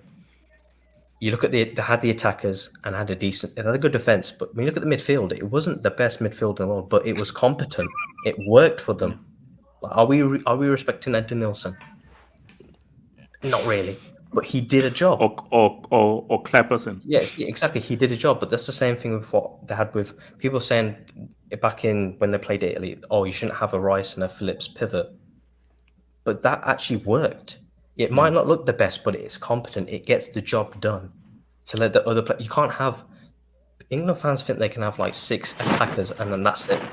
Like, so you're going to field a Foden, a Palmer, a Bellingham, Kane, maybe a Tony, a Watkins. Like, it doesn't work like that. It's just what it is. Oh no, yeah. I mean, look. Let me quickly hit some of these quick Dubinsky's, man. Shout to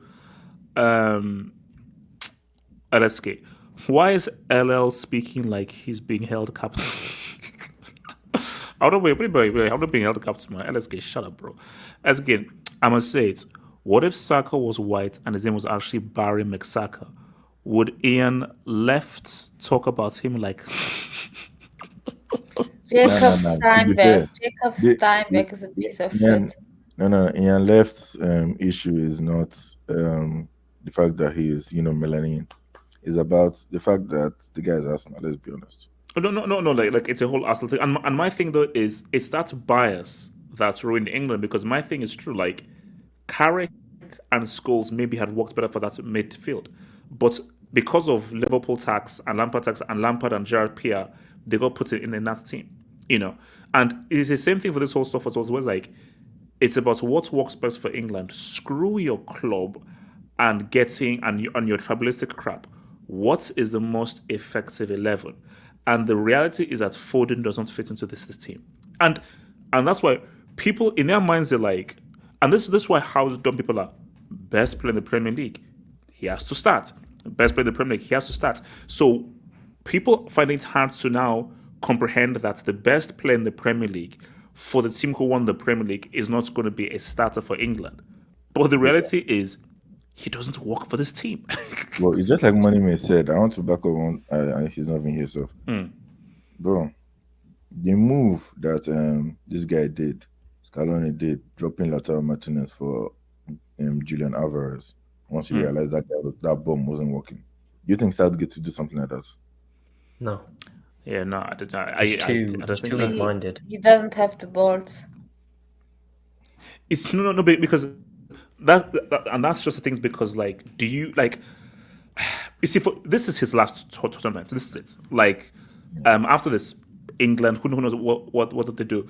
But I think for Southgate, you may have to make a really tough, hard decision and hard call here, because I think Southgate knows that this is your best chance for glory here. Because look, see, because there's a Southgate Hollywood story here that links to Euro 1996. You know, that bro, if you can somehow lead England to their second trophy in their history, that is your redemption arc of Euro 1996. But the issue is, and this is just what I say to myself, like, you can bring the best manager in the world. Those players are those players. And I'm sorry, when it comes down to critical moments, do you trust those English players? I don't. I would say it's the three thing. Do they have the talent? Yeah, in the most part, yeah. Mentality, no. Character, no.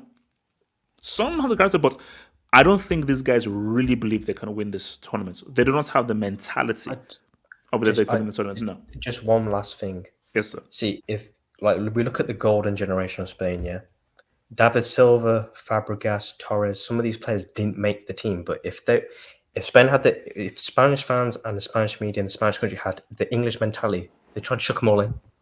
Yeah. Just because they all work. It's not how it works. Like, you have to have a Busquets, you have to have a Xabi. Like, Xabi Alonso, yeah, he might not be the flashiest. Busquets isn't the flashiest, most appealing player, but he's super effective. Yeah. He does the job, one of the most critical jobs in the midfield that you need to do. Like, you let your Iniesta, you let your Xavi, you let your other players do that attacking quality, but you need that defensive cover. So before we but here's the difference. But here's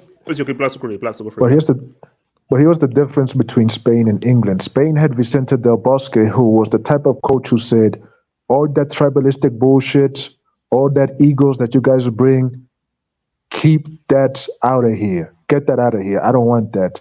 He made sure that there was not any more tribalism, any egos that came between the team and their success to separate them. Eventually, it came through because of Mourinho, and Piqué himself came out and said that. But he knew he was the type of coach that I think England has always needed, which is the type of coach who Mourinho would always describe, particularly with Ancelotti. He's not a social media coach. Like, if you have somebody who just succumbs into the pressure of media and all that, of course, those people don't know football. What, are you going to listen to people from Talk Sport? I mean, you got to be an idiot. So that's what I think he needs to do. Yeah. So Waske, real quick about England, then we have to talk about your boy Mbappe. Can your country bring you home? Sorry, I don't know. I don't know what you're referring to. Can your country bring you home? I don't know what you're referring to as your, but before can they win it for the king? Before I talk about before I talk about the country that you reside in, I just want you to blink twice if you need help. So actually, forget that. Wait, if you blink twice, you can't see it. Yeah, you can't even. Actually, forget that. Yeah. Whoa. Pause. That's a crazy motion. Look. We know the narrative around South Door. South Door right now. It's all like, he cost the Euros in when T-Rex is roaming in the earth, and then now he's gonna do the redemption arc. At best, that's a Nollywood storyline. Let's face it. Like that's. Whoa. Okay. Best, come on. Let's. At best, that's a Nollywood storyline. We know it doesn't reach levels of Bollywood or Hollywood. So, at best, that's where you're gonna get. For England, I don't think this is obviously they're one of the favorites going into the tournament, based off of purely PR. Most of it's PR. Let's be real. It's most of it's PR. but there is talent there. I don't think this is the tournament that they should be expected to win. I think 2026 that's when that's where you should expect them to turn up. Because this team is still growing. I don't know. I can't tell you a concrete starting 11 for this team. I can't. There's maybe a couple players in there that might say, "Oh, they're definite starters," but the rest of the team is still all over the place. And I don't think Southdoor has managed to come up with a starting 11 yet. I don't know who's laughing. It's me. There's nothing funny there. Okay, so is it Southdoor or South Fence? No, door. There's door, fence, south. I see when they said south. South Arch. Yeah. Personally, I think there's so many. You could say South End as well. Saying door is actually being respectful. I could say back door or. Okay, no. We're not calling him South. Wait, what do you call like the? Like we're not going pornographic here. Wait, what do you call the doors where dogs and cats go through? Let's not. Kennel. God. South Kennel. Kitty door. We can't call it that. We can't call it that. Or doggy door.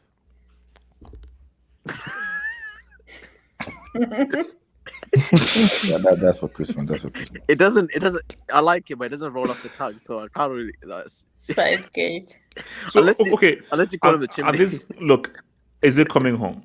That's what I want to know. YSK, is it coming home in July? I mean, if it does come home, we might be going home. So that's a good point. That's a very good point. Which is why. Because if it does come home, Gatlock, can you please tell your embassy to please make it easier to renew that green passport, bro? Okay. Because Gatlock, I may need to exit. So can you please tell your country to make it easier? Okay, Gatlock, do you know I've been running up and down trying to renew this damn passport. Shout out to Spider-Man. You're not coming on message. Switch off Sky Sports.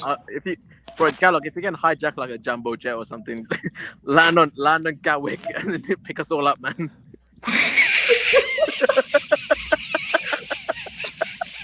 Let me see right now. Even if there's a full war, there is no chance I'm getting in a plane with Gatlock. You know what? I'm taking my chances with Churchill, bro. That's it. Listen, if it's between Churchill and Gatlock is going to pilot me to Nigeria, I'm fine.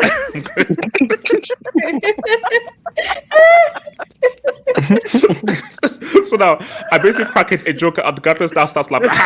Starts going. Spacey, as Gatlock is flying, he's like, "Yo, Harpo, take a look at this." I was like, "Fly the damn plane, you moron." Anything is possible in Africa, bro. You don't start paying receipts mid-flight. Start paying receipts mid-flight. Oh my god.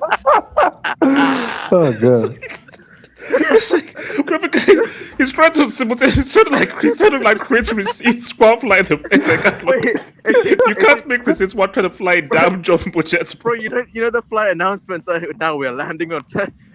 This guy is playing receipts with a microphone.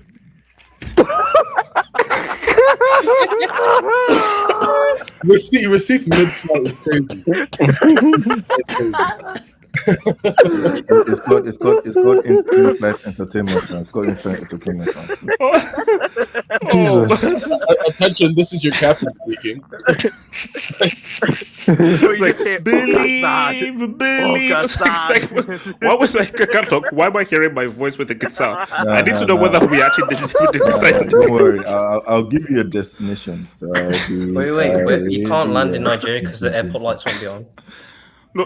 The thing is, he needs to first get from point A to point B. And also, do you know? Okay, if I fly to US, I'll play third B for you. Do you know that's always been my fear? Is that wait, can't explain. Wait, what did you just say? Okay, look, I'm not still good at the rest of that. Bro, Gatlock. Now I can't lie. If Lagos International Airport, Baba. If that comes out of that microphone, bro, I might jump out. No, yeah. Baby, see, I'm doing Tom Cruise. Turn around. Like, bro, this I'm done. I'm doing Tom.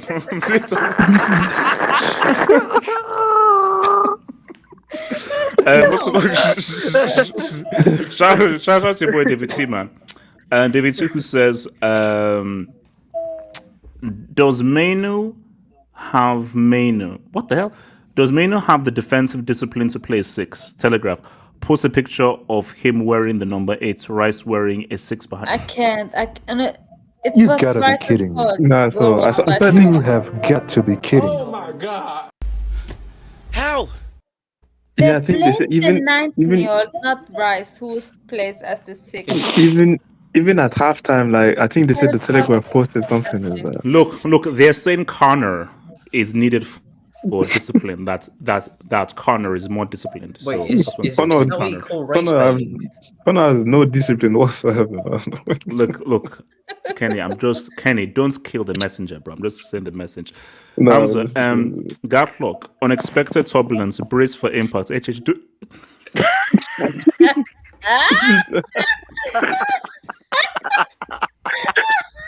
And bro, HH, don't worry. At that moment, we're gonna see Eric together. at no point do I want my pilots to engage in GID when flag a plane. No, engage in flight simulator. Hey, did you hear what he said? He just said, Wait, what did he say? We can all go and see Eric instead. This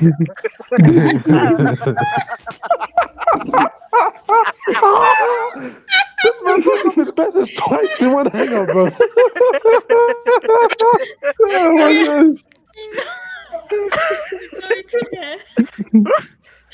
Yeah, things are happening, man. Things are happening. Bro, Kenny, I swear to God, if the first line that comes out of that man's mouth is things are happening. Yeah, stop praying. So listen, if we hear the verse, things happen like, oh God, we're in the afterlife. No, the second question. The second question. No. Imagine if you look out the window and just see Eric's face in the sky. Things happening, man.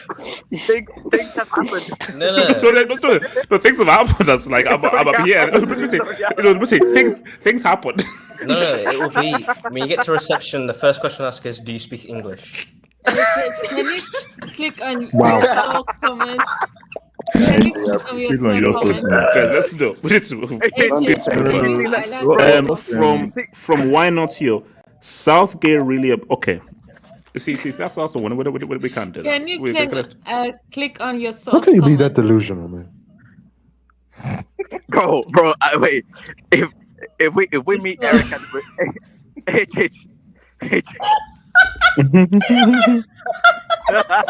You. No, you actually hilarious. It's like it's an actual event. It's like we need help. SOS. Bro, the thumbnail is real emergency. Imagine if I start doing this and guys, I need help. I can't just start sending it dubs. No. It's like that. That he was like, it's like you're Bobby and that's what's good. If the would sends a Bobby and dub as I'm trying to fight for my life. Samasi will have to be on the dealing with Kelvin Tyler is going to I used to say I'll rescue you next decade. Wait, what's like Kelvin Teru says like a stupidest joke. It's like Kelvin. No, not the time, bro. It's just not the time. If it was Samasi that used to say, nah, sorry, I already rescued you this decade. I'll do it next decade. Oh my days. Wait, would you be posting the link on your Twitter? Can you there are Rose's comment? Yeah, put the location of the place on the Twitter. Oh man. Can you click on there are Rose's comment, please? Let's talk about. Yo, wait. AJ, bring up King Luffy's comment, please. Thank you. No, there are Bring up King Luffy.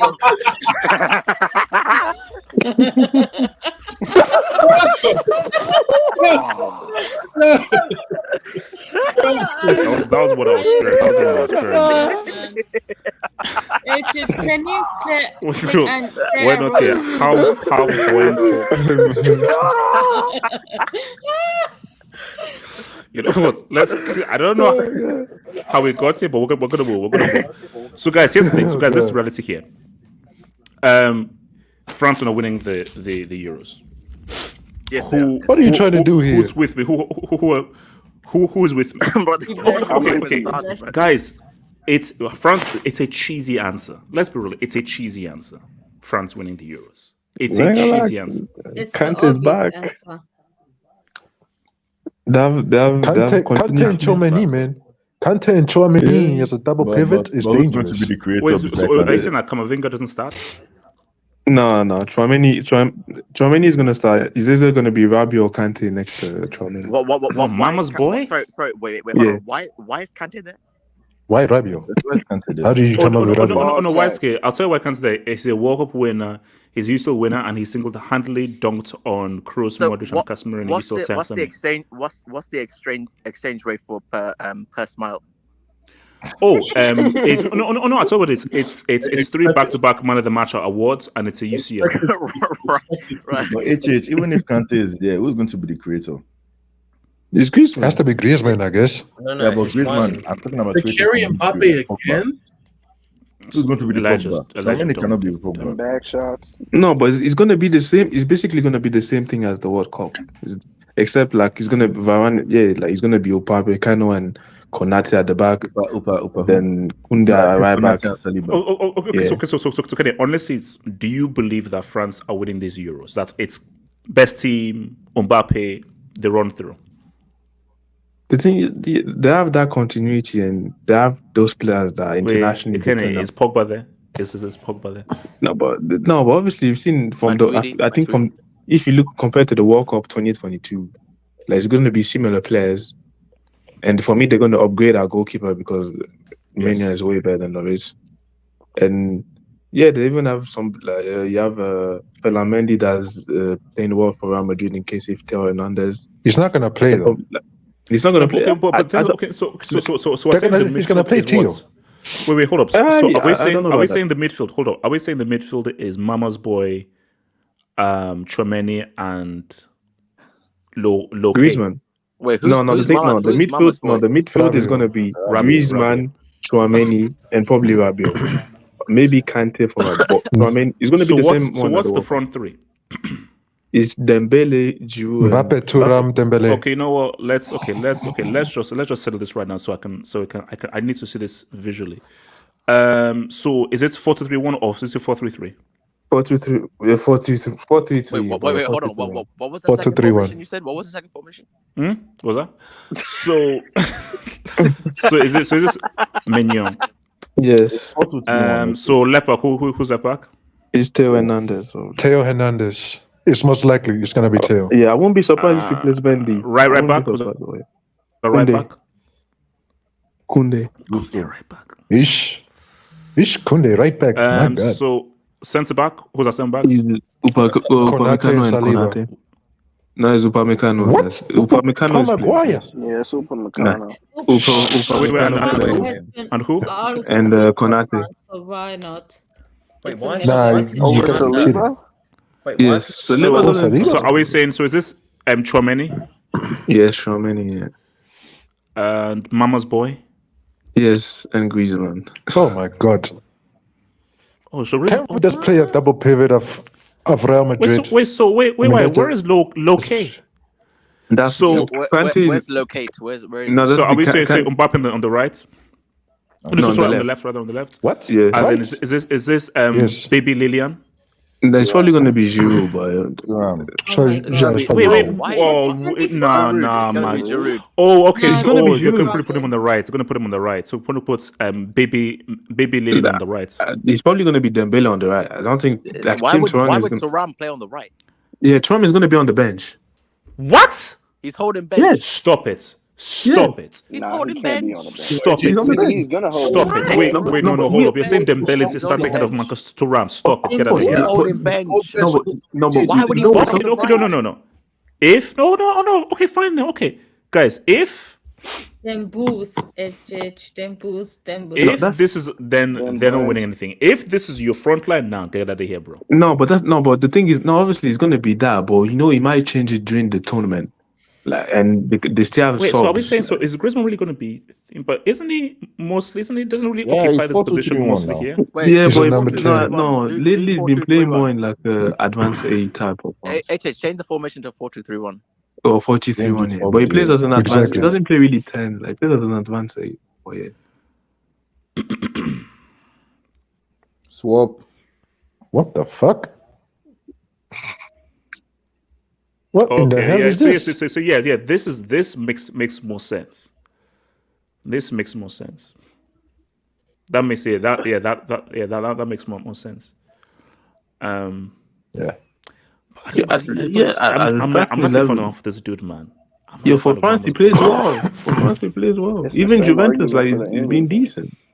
And Camavinga. Yeah, and let's be real, like he's serviceable.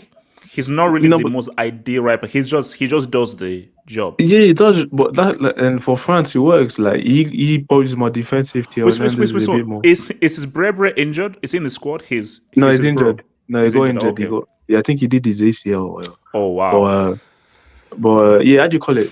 That's Deschamps, when he has his team, he has his guys he trusts. Yes, he don't switch. He is loyal. He will never change up. Do you think you start Upamecano or Lucas Hernandez? What's that? Do you think you start Upamecano? No. Lucas Hernandez is injured. He's out. Lucas. Yeah, he's out. He's out. Lucas is out. I thought you were talking about Tio. No. Tio is here. Yeah. Could Coman start? He's injured right now, but if he's fit, no. You see, if Coman is fit, I'm starting to have. I'm sorry, bro. What Dembele did that's no, but Dembele, you trust him. Dembele is gonna start. Coman is probably gonna be the first guy off the bench. So you really believe Dembele is gonna lead France to a Euros? It's not. Dembele? No, it's not about leading, but Dembele knows his role. But he's gonna have to be. Wait. What about Barcode? Stop it. Nah, Barcola is gonna be on the bench. No time for long. But he could be. He could do well from the bench. No, yeah, from the bench, yes, from the bench. Him, Thuram, even Colomwani, maybe from the bench. But this is probably going to be the style. After 2022, you still play Colomwani? No. That was more Martinez. For France, we're not repping Colomwani in 2024. No, but for France, he plays. He's in Siberia, bro. Kimpembe. Let's not talk about it. For France, Colomwani played.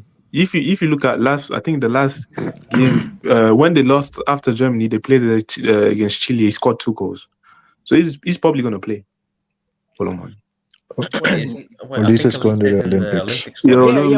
Hold on. Where is Chelsea starman? Elijah, what are you saying about Frances, man? Can this lineup win a Euros? Wait, hold on.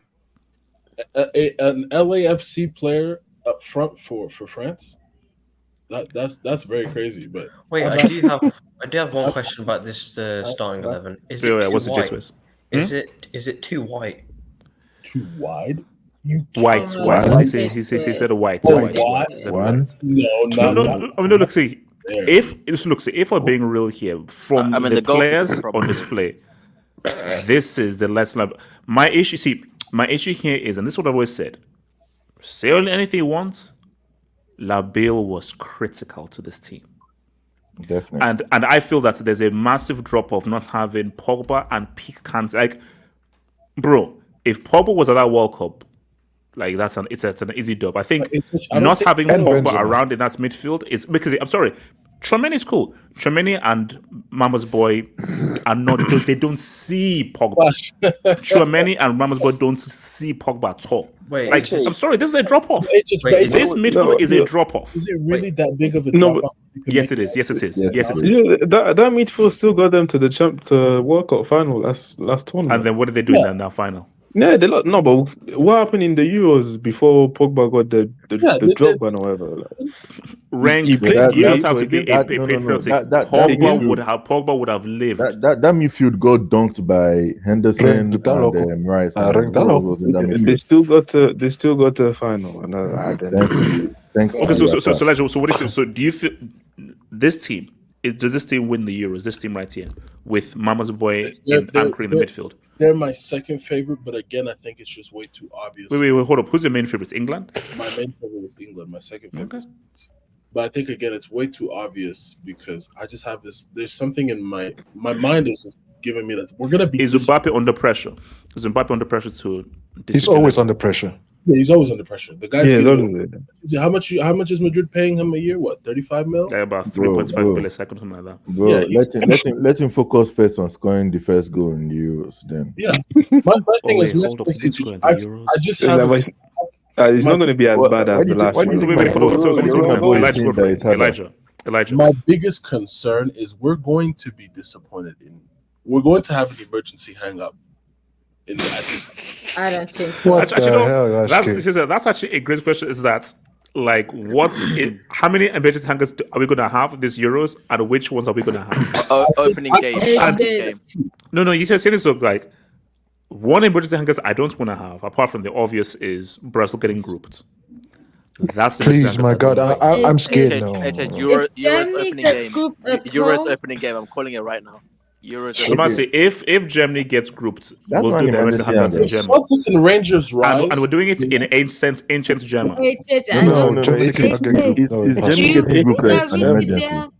I will be drunk in the streets crying. That's how I will be. Somebody get this woman to a psychological ward. Wait, Massive, will he be okay, anyway, as well? So what's it called? Wait, Elijah. So look, so for France, what do they need to do to succeed? Does this all rely on Mbappe, or do you rely on that brainless piece of crap, Ousmane Dembele? I think it's got to be. I think it's also got. I mean, listen. Yes, and Deschamps, because also Deschamps also plays a role in this as well. Let's put what role? Because Deschamps, we know he's pragmatic. We know what he picks, and he's consistent in what he does. And when we look at France, it's always been about the players. We know how France play. We know what their blueprint is. Deschamps doesn't complicate anything. I'm just saying. I know it, having seen this guy since I was younger, when he was managing club is different, but I'm just saying, I just have a feeling that we're going to be disappointed. That's my thing. We're going to be let down by the favorites. That's the thing. Yeah, for me, I don't have that strong feeling that France are going to win this year. I think they'll go far. I think they'll make the semis. I feel they make the semis. Hey, do you think Austria could win it? Austria? No. With I think they could go far. See, my thing is that I think basically when we look at Sunday's teams, that's where I think that's when we see the winner. When we look at the teams on tomorrow's hangouts. Okay, sorry, Elijah, go for it and come to you. When is the full-on official teams coming out? The full 20. I mean, yeah, you go down from 30 something to 26. Haven't they already started to come out already? Yeah, I think all the teams. Because bro, the Euros is next Friday. Next week. So you have to make it now. Okay, it's been done already. Yeah, it's already been done. But no, I think for France, it's got to be a collective effort. This depending on Mbappe thing is not. I don't think that's the way to go. Wait, why not, Elijah? Because when they did depend on him. Exactly. That's No.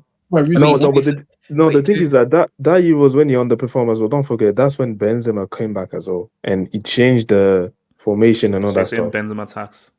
No, but if you look at Mbappe in tournaments, except that one, he's always performed, and I think that this tournament they're going back to what they know. So I don't think it's going to flop like at the Euros. No, I just think that one moment, that one lapse in judgment, a set piece mistimed, and they go out 1-0 to somebody they weren't supposed to lose to. That's basically like Switzerland. So Gatlo, what are you saying about Francais?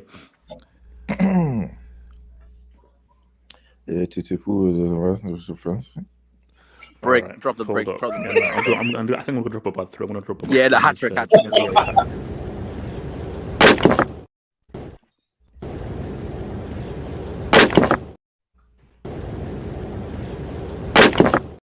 Murmuring won't get you past that break. That was atrocious. That was truly atrocious. I couldn't think of it. Yeah, that's like slash door. That was horrendous, bro. That was What was that? Low key, that might be wing person, man. That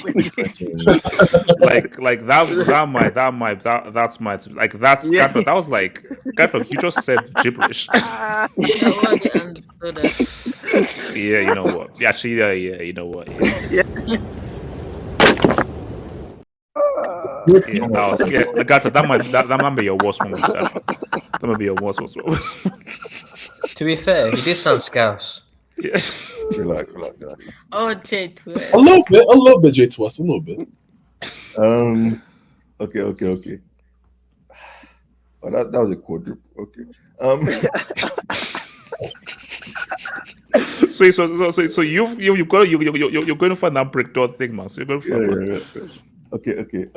For France, honestly, they're a weird one. It just depends. God, look, Mbappe is a World Cup player, bro. So he only activates in 2026. He activates every 4 years. So, all right, that's a very bad battery line, but okay.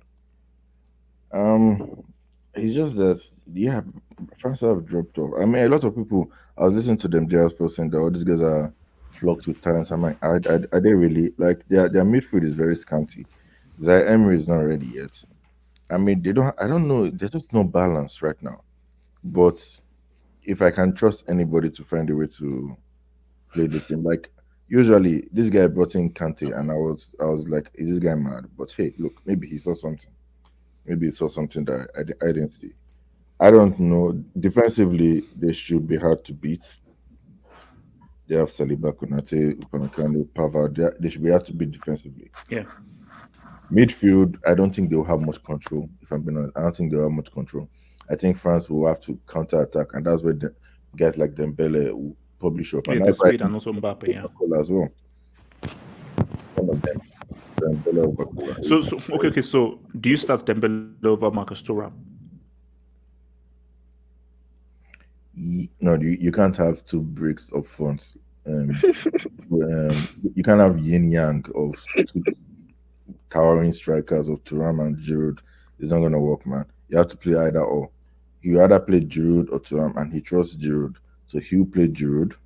Besides, Thuram is a guy that plays off a front two of with Lautaro, yeah. Exactly. So can we respect the all-time goal scorer for the exactly? You have to trust the all-time goal scorer for. Yeah, you have to trust the all-time goal scorer for France. So it will be Giroud, Mbappe, Griezmann, and the right to either be Bakola or Dembele. He's probably going to go with Dembele. Tchouaméni and Rabiot, or Tchouaméni and Kante. Or Kamavinga. Like what's the point in bringing Kante back and he's going to be on the bench? Like, surely you're playing Kante ahead of Mama's boy. Smile for the cameras. It's to boost the dressing room. Sweet. It's for assurance. No, I think he said insurance. You know when they wait, hold on. You know, this guy could have been relaxing, chilling out in Saudi, and you're bringing him all the way to Germany for insurance. No, he's doing what Paul said. He's doing the Kepa thing. He's smiling around the dressing room, bringing up the motivation, the morale. Kepa doesn't have a UCL. Kepa doesn't have a UCL. Yeah, well, actually, no, he has two. Kante has Kepa one. doesn't have it. And I'll say it again. Kepa doesn't have a UCL. No, Kepa has two. My guy has a UCL. Bro, he can smile. He can smile and pass the kits around to the guys.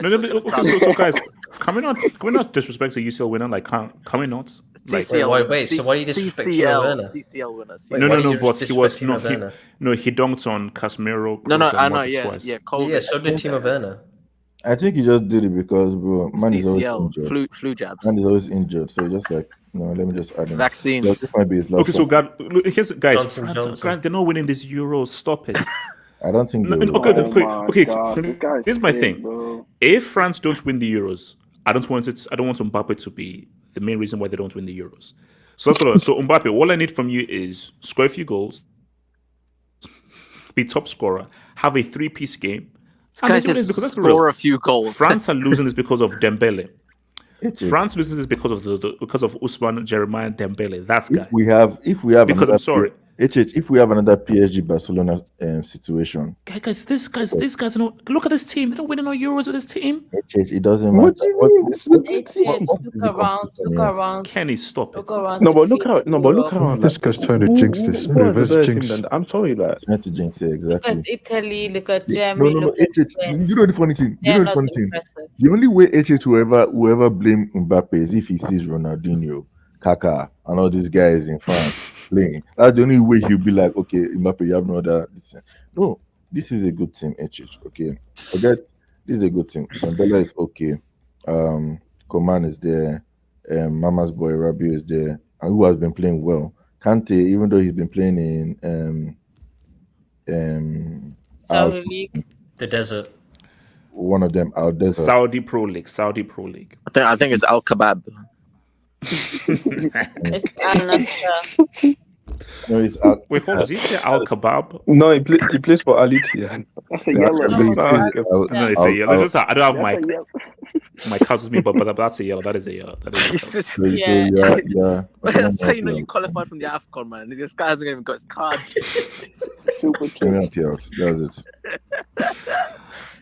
What's the goal? No, he plays. No, he plays in Al Ittihad, but still. Okay, thank you.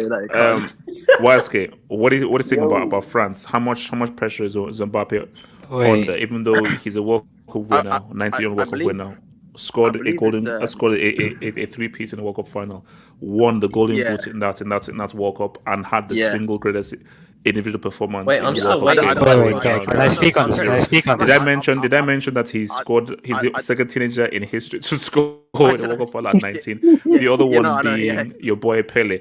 And you realize that goal was actually outside of the box that he scored that goal. And you also realize that I think he scored a 2-piece in that game as well. So yeah, how much pressure is Mbappe under? The Glazers. And also penalties is literally, I know well. your throat hurts. Yeah, no. Wow. Wait, who said that? Who said that? Who said that? Who said that? Who said that? I hate throats. We're not going to do that. We're not going to talk about throats right now. Let's continue. Knees are purple after that one. But anyways, bloody. I don't know what the World Cup has got to do with the Euros. I think this competition is called the Euros. I don't know. Maybe you can correct me. I also know that he missed a crucial penalty against a bunch of chocolatiers. Swiss make rich chocolate. Is that post-match reaction still scheduled? I know. It says on it. If you go to his channel and you go to live, it says premiering.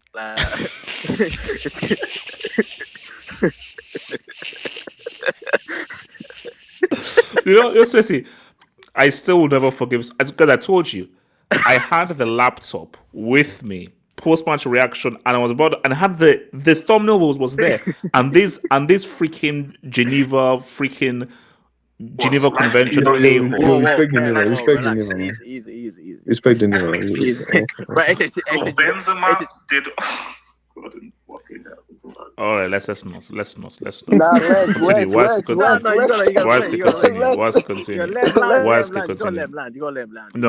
continue. Continue. I can kick him out. So this is what it is. Continue. What's going on with France? I also believe that BBL Killy hasn't got a single goal at the Euros as well. Is that correct? I mean, I think he's got more penalties missed than GA. Yeah, he's got more penalties missed than GA. That's a yellow. My thing is... also as well, that's the guy that is running the Twitter account of counting down the days until Mbappe scores a free kick. That's sad, by the way. That's really sad. So I want to put that to one side. Like, okay, guys, is Mbappe the most hated football player right now? Has he taken over? Has that taken over thingy? After this KD move,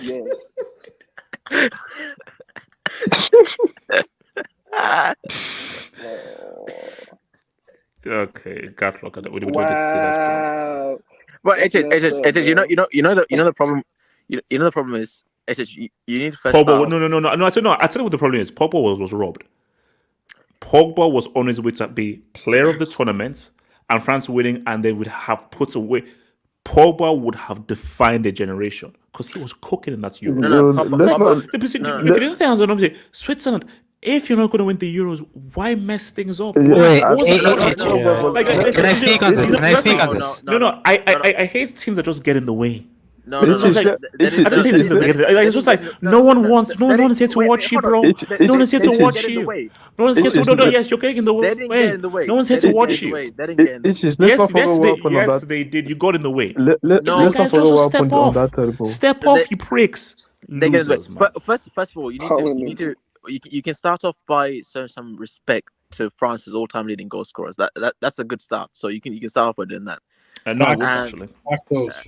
And then number 2, HH. Stop this reverse jinxing BS.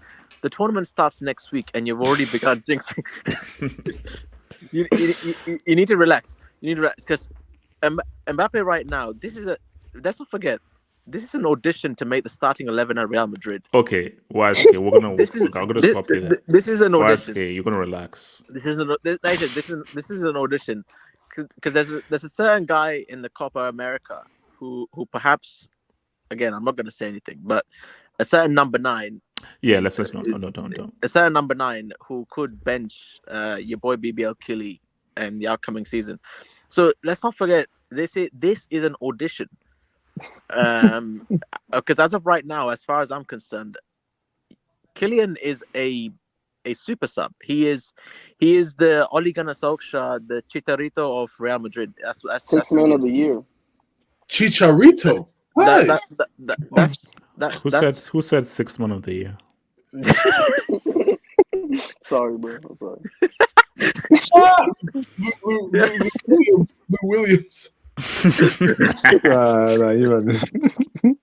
I like to relax. I know you're worried because you don't want.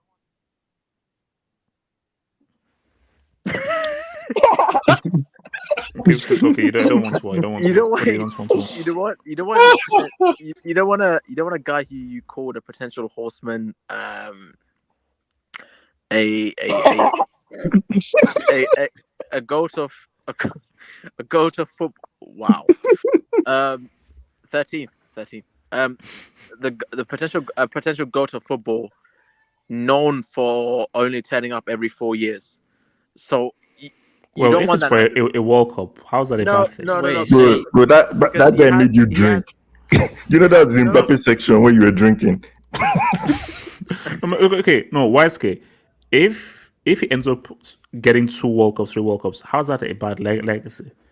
Okay. Let's do the exchange rate. What would you rather win? 2 Euros and 1 UCL or 3 World Cups? How much is that in Naira? 3 World Cups equals three World Cups. 3 World Cups is 8 UCLs and 6 Euros. That's the exchange rate. If we're being real, a Karabuki can probably buy the entire currency. It can buy the entire currency. And you know what? It probably can. So yeah. the way things are like my mom just get more updated on the it's bad. So you might be right. Excuse me. To make the Kabuki Cup, whose resources are they stealing to make it? Right? Wait, so so is everyone on this panel a millionaire Naira? Yes. Waske, are they winning the Euros? Yes or no? Billionaire, actually. Okay, let's let's be real. Looking at this team and looking at the other guys that are out there, remember, Godnaldo is on a mission. No. Do you really believe this team is winning the Euros? No. Let us respond. Who else is out there? He's 40 next year, bro. Relax, just calm down. He's gonna be 40 next year. I'm making my Godnaldo Balondo case tomorrow. I'm making my no. It's not for tonight. I'm making it tomorrow. No, I don't care because it was funny when he was able to at least move around. Like now, it's not funny anymore because now it's just you're just being shameless now because why are you throwing shade at a guy who can barely get off This No, but what's No, YSK. Did you see that? Did you see that bicycle he attempted in not too long ago? No, okay, but see, what's my thing is that for France, I think that there's so much expectation and there's too much of like they'll win, they're the strongest team, that based on World Cup final, Euros was unlucky. That it's just good. I just don't see it. Yeah, but you say no. The talent is there, but I just think that there's just too much of an expectation. No, hold on. You say that. That's true, good. But you say other teams. Are the competition that much far away ahead of France? Or wait, AJ, can I speak on this? I think England, Portugal. I'm still not sure. They man for man, they can probably, as a team, I wouldn't put them against this French team. This French team has a bit more cohesion than that Portuguese side. YSK, I have a question for you, like a genuine question. Do you think that France has declined steadily since 2018? Bro, yeah, they've lost.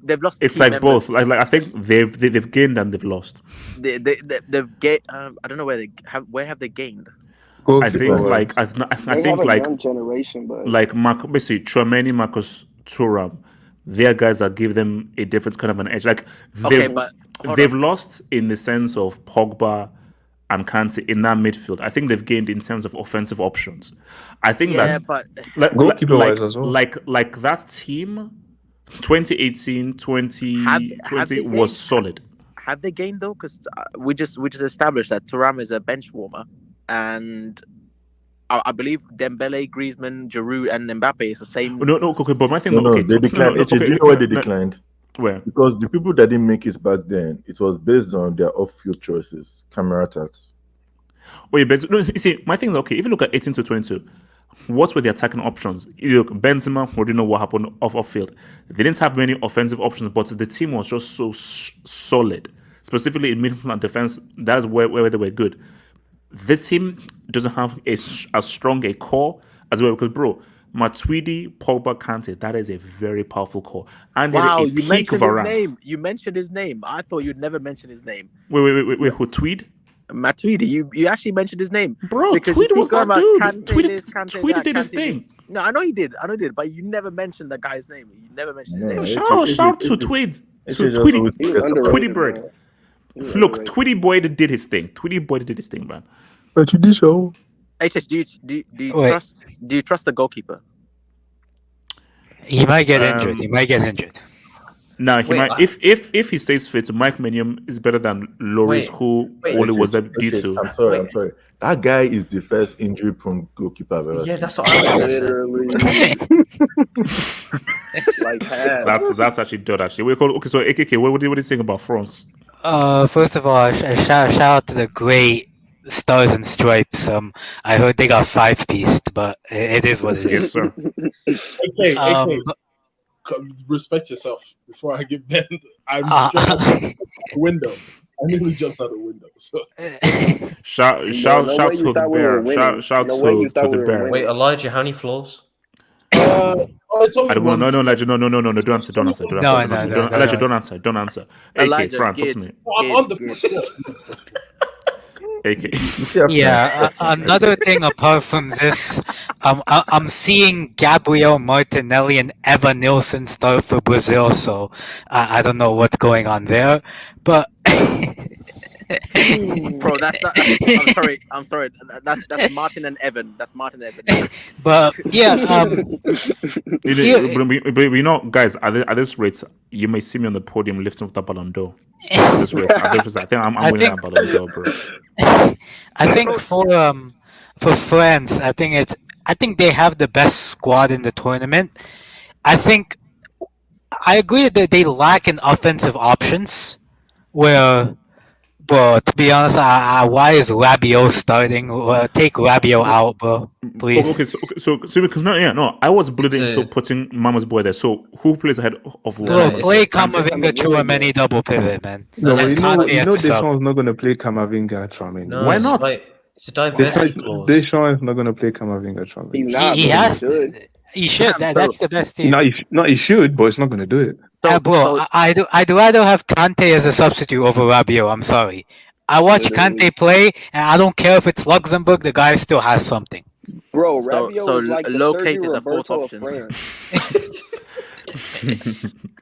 But I think the thing with them is Locating like his position, man. So wait, we've got Wait, hold on. It can I ask a question? Yeah, I was just looking at this stuff. I don't know if it's SofaScore mess up or something. Why is Alisson's number 110?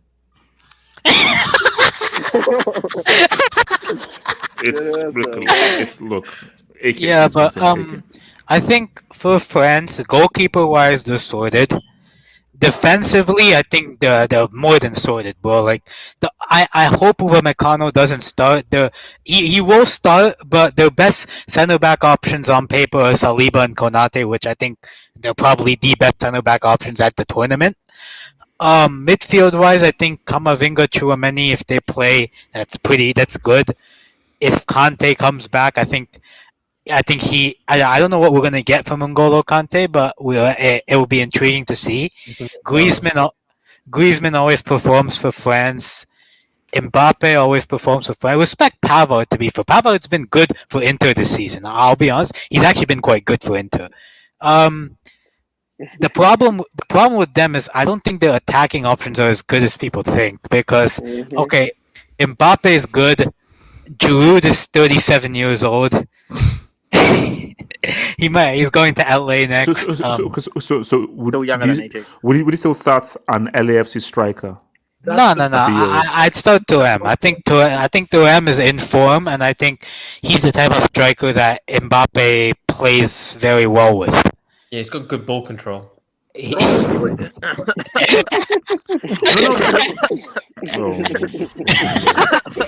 That took you a while.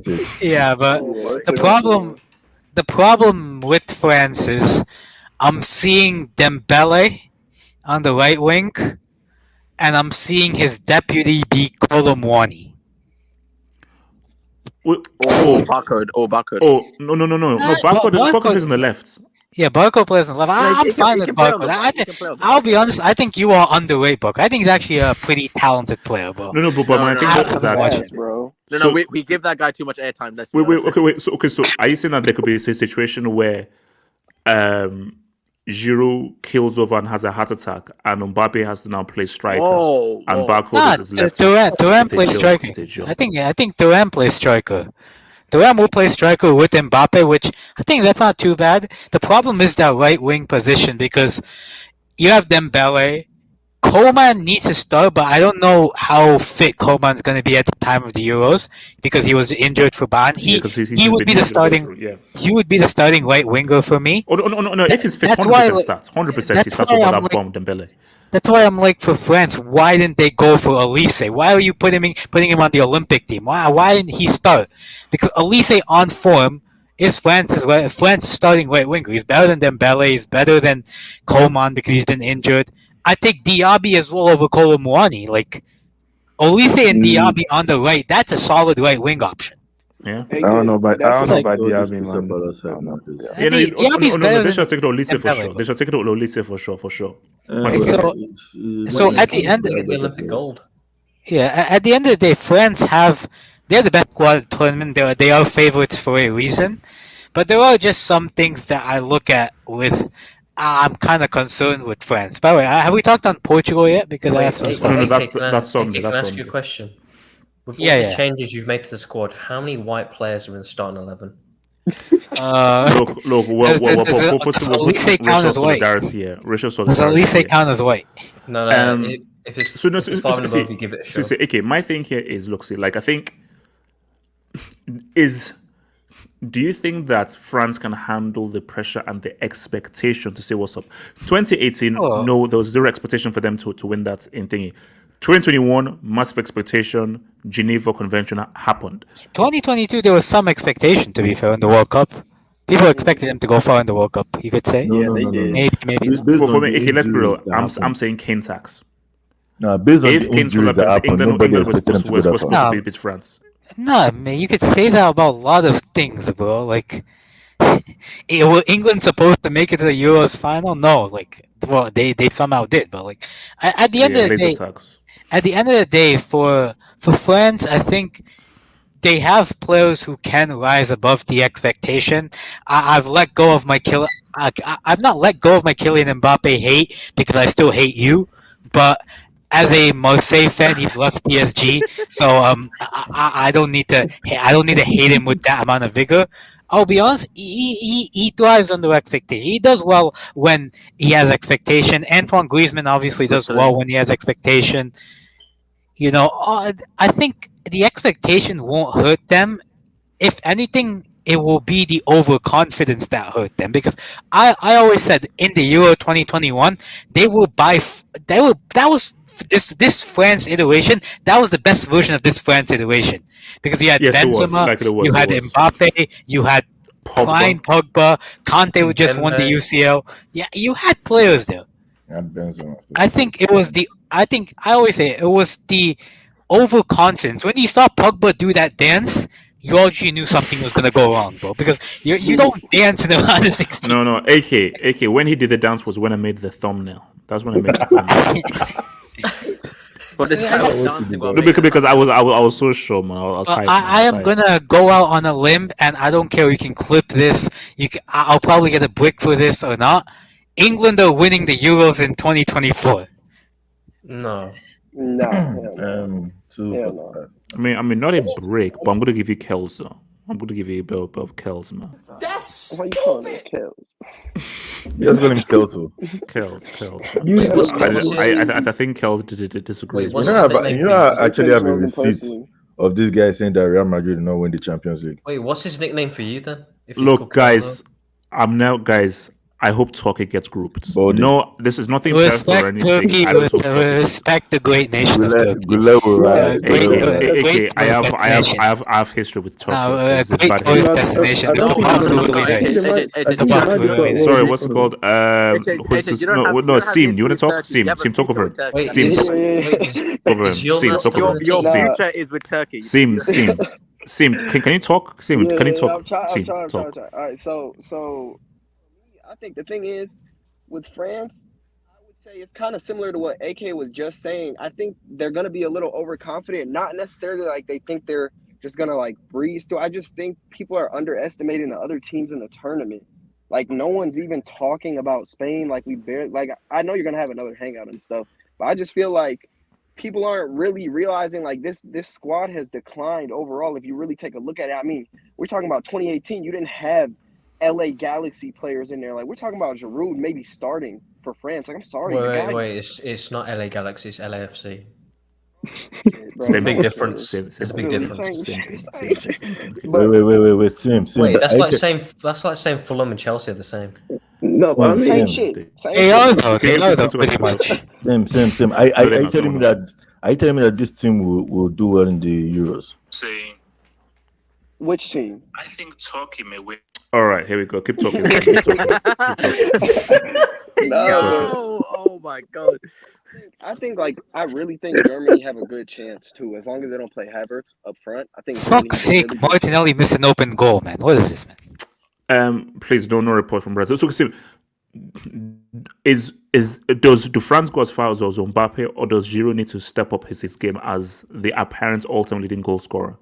I think they go as far as Mbappe takes them, but the thing is, Mbappe kind of has this habit where sometimes you look to him and he's not really there, and then he kind of just like he does step up in the big moments, but sometimes he's just kind of invisible. And if he has one of those games where he's like, let's say, invisible for the first half, and he can't hit that switch, and he can't just flick that switch and turn it on, then I think they have a real chance to go out. But there's this narrative that's apparently Griezmann carried him to a World Cup 2018. So this narrative though, wait, who got subbed off in the World Cup final? Remind me again. Wait, who missed Euro penalty? No, it was Dembele and No. But who got subbed off in the World Cup final? Do you know what it means to get subbed off in a World Cup final? Because we were so bad. Wait, it was Dembele and Giroud that got subbed off. What's bigger, Euros or a World Cup final? What's bigger? A Euros quarterfinals or a World Cup final? Wait, no. What's bigger? A crucial penalty where you're the fifth man or 45 minutes in a World Cup final. Or getting subbed off in a World Cup. World Cup, as in the world, like the globe, as in Louis Armstrong. Wait, sorry, is that Neil Armstrong? Wait, but sorry, Neil Armstrong. Can it be a World Cup if Nigeria aren't in it? Wait, hold on. Did you say Neil Elijah? Louis Armstrong? No, Elijah. No one realized. So we'll be moved. No, Elijah. No one realized. No one realized. See what we said. That's kind of my point, though. Is if they're giving these spots on the roster to somebody else, or if they give them to the few players we mentioned earlier, even where they have potential up and coming young talent. Potentially put them in those positions and even build on their future, and they might give you a better performance now. But let's say they don't do that, or they didn't do that, and they gave a spot to Conte. I mean, it's 2024, bro. Are we serious right now? Like Giroud. Whoa, that's Deschamps, though. Deschamps trusts his own players, bro. I get it, bro, but I think every generation has to go through a transition phase, and I think Deschamps is a good enough manager to where he can incorporate a new generation. He doesn't need to rely on dinosaurs. Oh, but you can do both. You can still be like a loyalty merchant and also incorporate like a new thing, because I think it's the key thing is the balance. Because like okay, so last thing here before we go to Vito Corleone. Do you think Deschamps should still be manager, or do you think that no? Zidane should be next manager. Zidane just needs one more trophy to be the official goal. Zidane is being waiting for the job. But obviously, Deschamps keeps performing, so I think I'll tell you why, bro. Zidane, every time Deschamps has this team has been always about physical athletes. There's been few technical players in the squad. And when you compare the amount of technical players France has, Deschamps barely picks them, bro. Why has Olise not been picked? Why has Akliouche, who's been one of the best midfielders in Liga for Monaco, not been picked, but Barcola has, bro? Why has Desiree Doué not been picked yet? No, it's N'Golo Kante has, bro. Desiree Doué doesn't play the same position as Conte, though. No, because see, my thing is that, like, let's be real. France can dominate international football for several years. Because when you just look at the amount of guys coming through, and also remember, France has a cheat code, which is Africa. Like they have an Africa cheat code. So it's the French guys plus the pipeline of Africans who are now becoming French citizenship. So really, if they handle things well, like this is going to be a force to be reckoned with. But the issue with football and the beauty of knockouts football is all it takes is just one bad day. Like there was no reason for France to lose to the Geneva Convention, bro. There was no reason. That's what the continent is now, is it? That's what the continent is. Just shout to your boy, Mr. Jumpman. Streets need to know: is Sam Assy still twerking on loan at Atletico, or is she riding with? Okay, I'm not going to say that. I'm not going to say that fully. I'm not going to say that fully. Well, Sebastian's here, but I'm not going to say that fully, man. Brazil scored. Evan Nelson. Shout to why not you? Mbappe featuring Vini. Rescue Me, produced by. That is disgusting.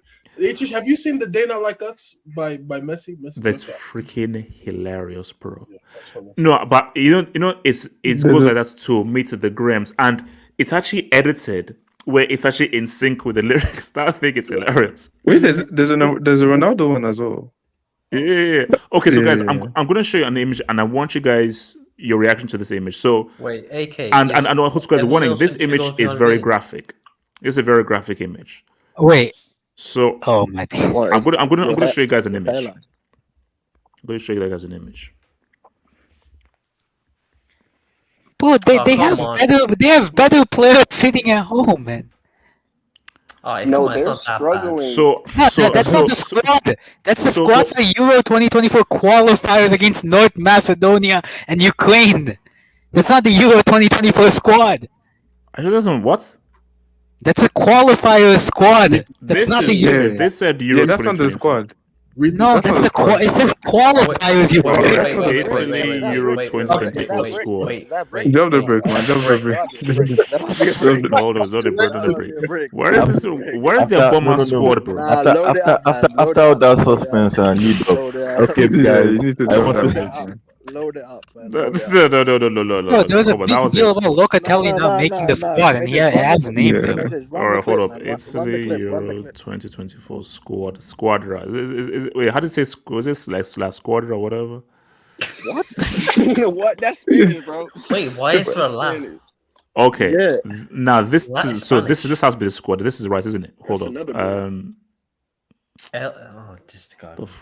Yeah. So this is squad. Yeah, that's the one. That's the Make one. me do my Nigerian accent. And don't. Who is Florancho? Who is Florancho? Anybody knows Florancho? I saw that name. I was like, these Wait, guys isn't don't know that- Italian. wait, isn't guy. that Wait, hold up. So let's Apparently it's Nigerian. Apparently it's so Nigerian. guys, Yeah, are of course these- it's Nigerian. Yeah. this is the This for defending you. champions. This for you. Is that not the same thing you just said? Okay, I don't know what this is. Wait, what the hell is going on? Because I'm not sure what that's where. So What the? so we have Those are brick drops. so we have You know the a sad thing about this squad, HH? Wait, Raspa, Scaramanga, Gallo, what did you say? Zakagni. I said those were brick drops.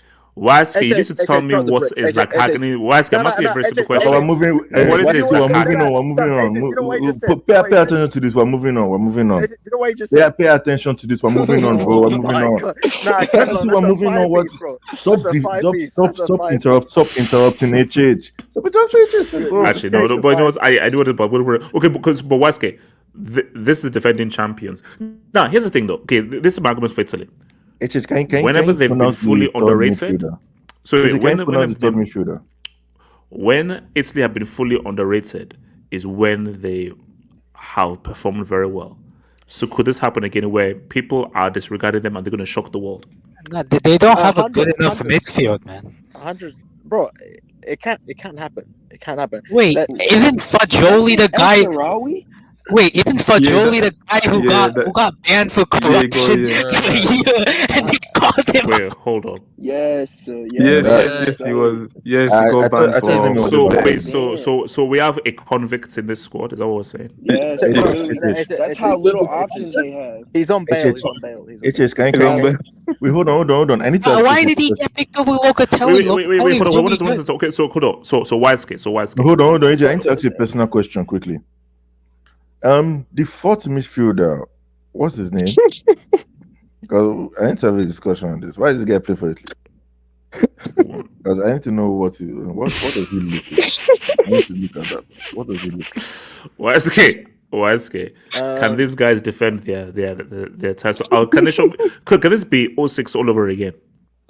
It is last Euros. I mean, you predicted Turkey was gonna. I think you call them the dark horses or something like that. So with that in mind, yes, would it be a surprise? Of course, but also, Fratesi sounds like something I'd order at Presso's. Look, okay. Let's be real here. Italy's best player is on the bench, which is the coach. That is Italy's best player. Bro, this is going to be tactics. I don't know. Why didn't they, bro? If you're calling up El Shaarawy, why not just bring in Balotelli as well?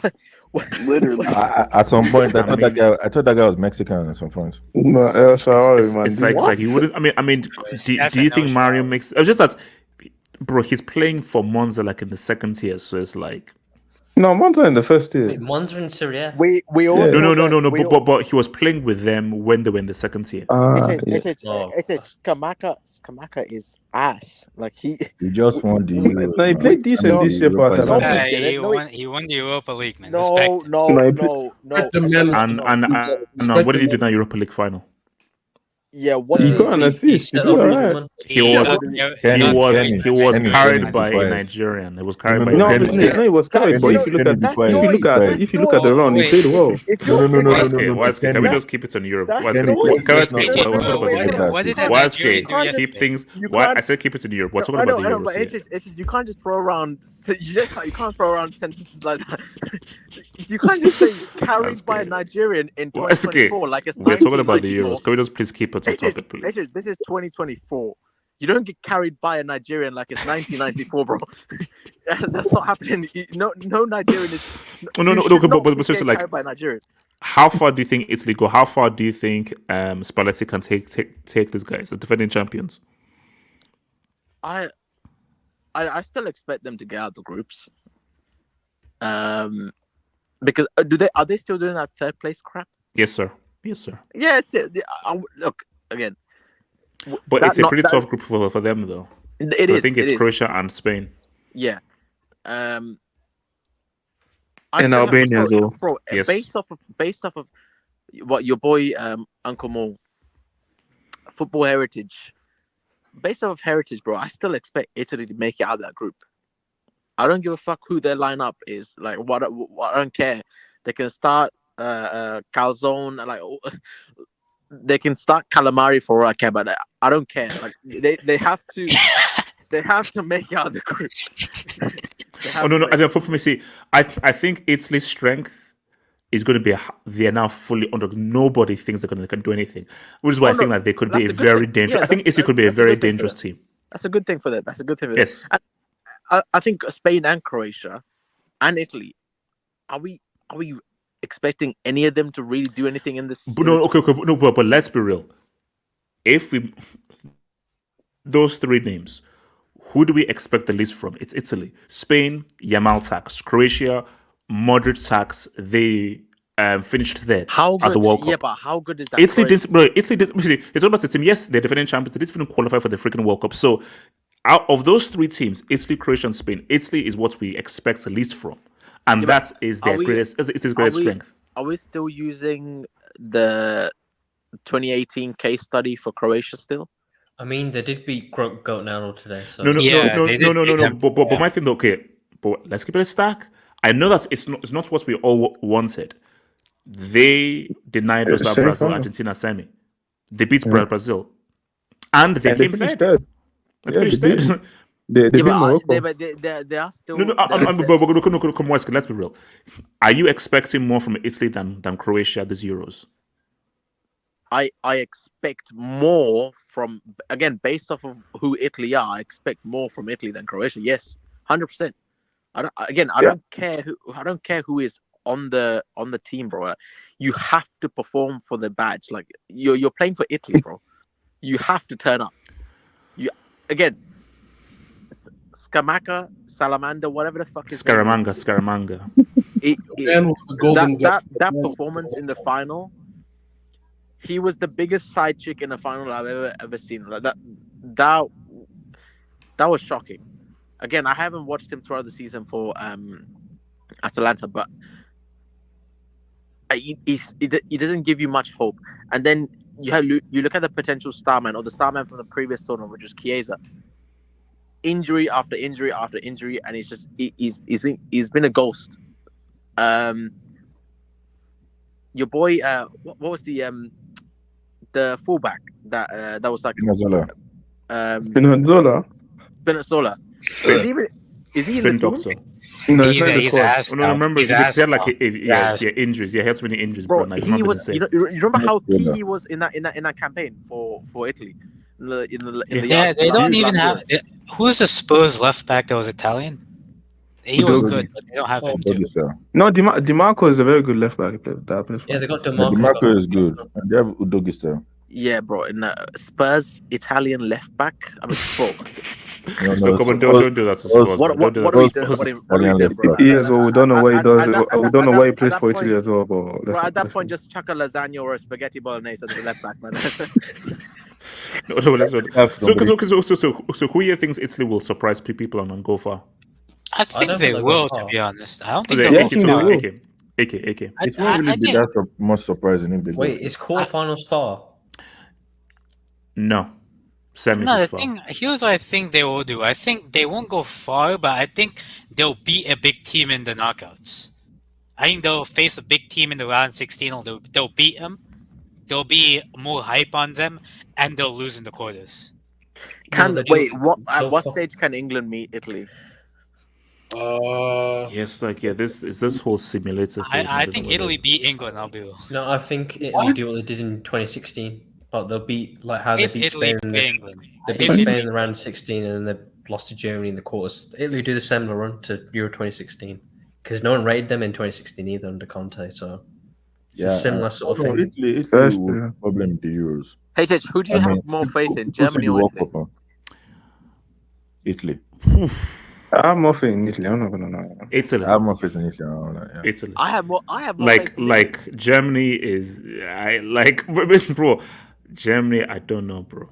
I would have more faith in Germany if they actually picked the right players. That's Muller. Bro, I think they're getting grouped, and then when they I think they're getting. I think wait. You're saying Germany are getting grouped? That's great. I think they're you see, with Germany, here's the thing.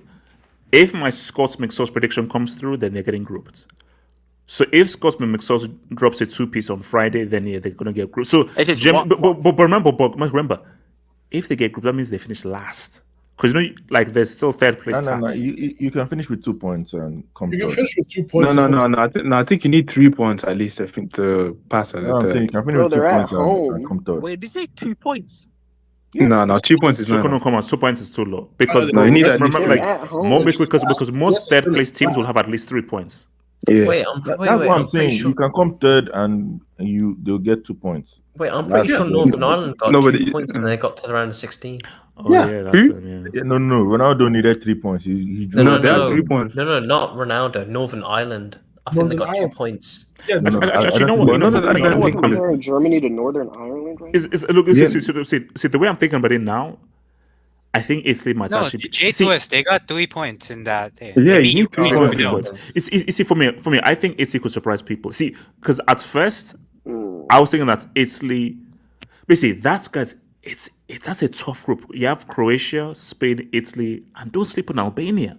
Yeah, don't sleep on Albania. Like that is a tough group.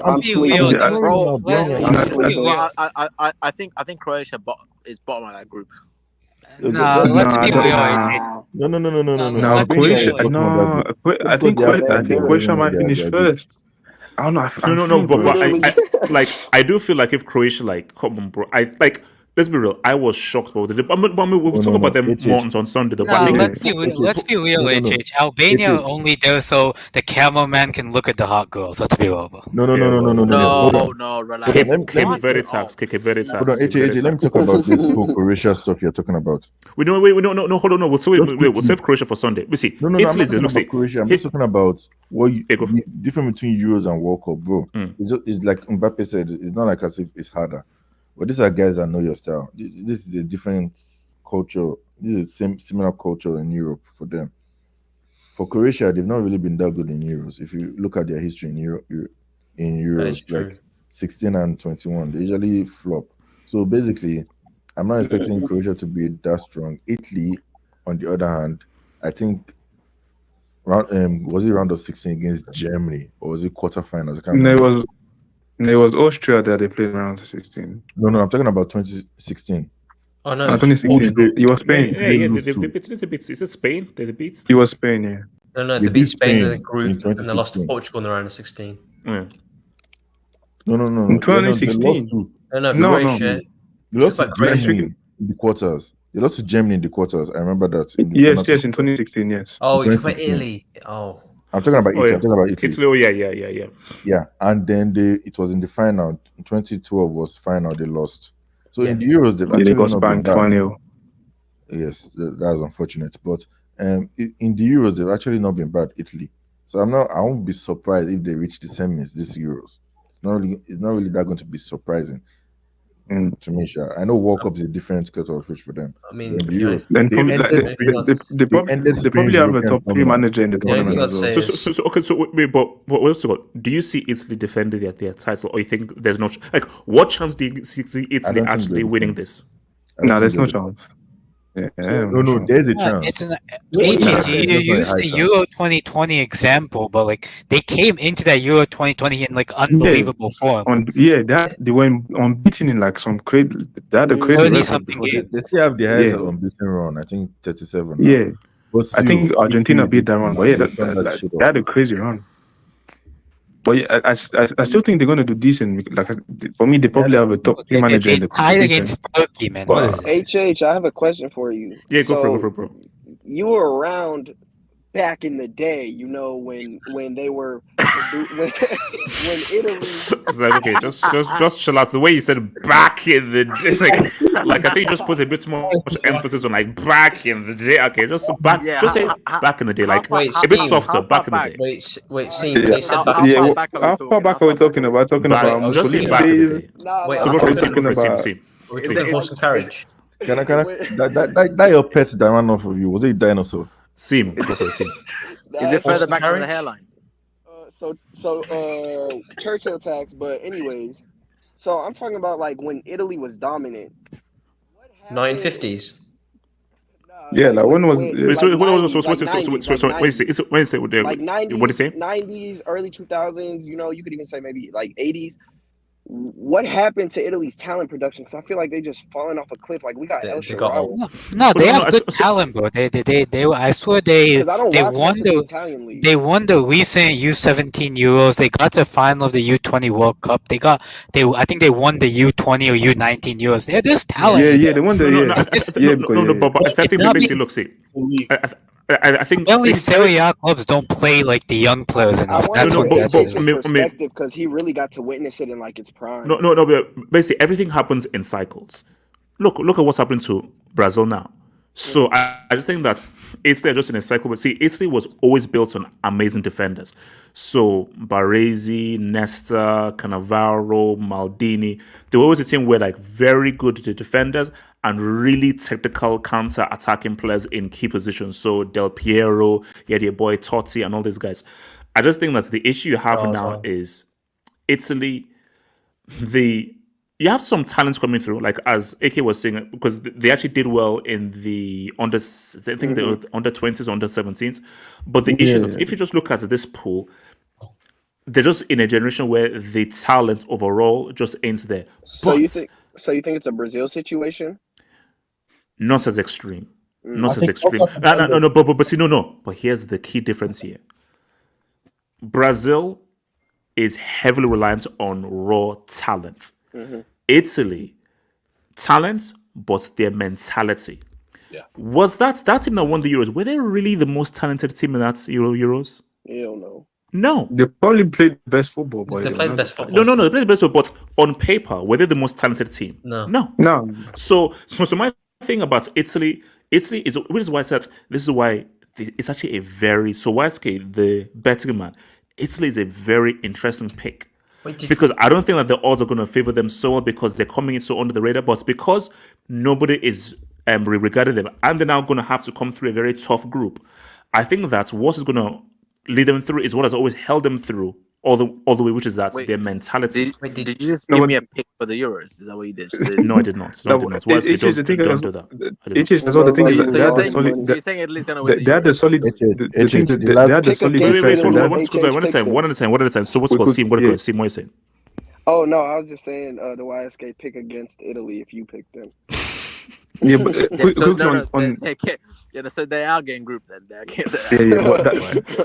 Guys, I've just picked Italy for so hold on, if you're listening, I haven't jinxed your boys. Yeah, but that Italy team, that won, they had experience as well. They still had Chiellini, Bonucci there. Like they had a very experienced backline and other stuff. Like no. See, Kenny, I'm not saying that. Like, for me, I don't feel they can win it. But I do feel that they could surprise people. Because I just want to say, like, basically, Italy's most important player is going to be Spalletti. Because that team is going to be... They go as far as Spalletti's tactics and game management takes them. Talent ain't going to take them far. It's going to be about how they operate as a team and just how well they are and how good they are as a collective. So if those tactics are proper and they execute well, they could surprise guys, you know. So, do you remember the last group of that team in the Euros? Yeah, exactly. That's what I was gonna say. Because it was France, Germany, Portugal, and they all got grouped. I mean, they all got kicked out in the round of 16. Okay, wait. So, Giovinco, are we saying MLS hates? What? Where is Giovinco? What is happening? He's in Toronto. He didn't Arab countries, isn't he? He's in Yeah, I Toronto. think he left Toronto. Oh, he left Toronto? Oh, shit. I think he did. Yeah, I think so. I know. I think Insigne is there over there in Toronto. Who is Jovinko? Oh my god! Wow. Basically, my points exactly. You don't even know who this. So guys, look, see. So guys, this is going to be on Spotify. All the beautiful stuff. Tomorrow we have a Godaldo narrative. Godaldo narrative. My god. Belgium, Croatia, and Netherlands. I just want to say, you know what? You know what? I'm just saying because because I said like France, Germany, England. No, the Dutch. I'm just saying. You know, I'm the just Netherlands. saying. Are you crazy? I'm just because do you know what I believe? It's going to be a team that no one sees because I think it's always like that's why England, I say France, Austria. France, Germany. I just think it's How a is team Rangnick under has the something. radar. It sounds like Turkey. There's no I way told Ronald you, Koeman is I'm never winning picking no Turkey Euros. for the rest of my life. Wait, That's wait, not Think of happening. how things have gone this year in Wait. Europe. Leverkusen, Atalanta, and yeah. Guys, look, see, it's been swell. It's been real, guys. I see you on Sunday. One love. Peace out, peace out, peace out, peace out.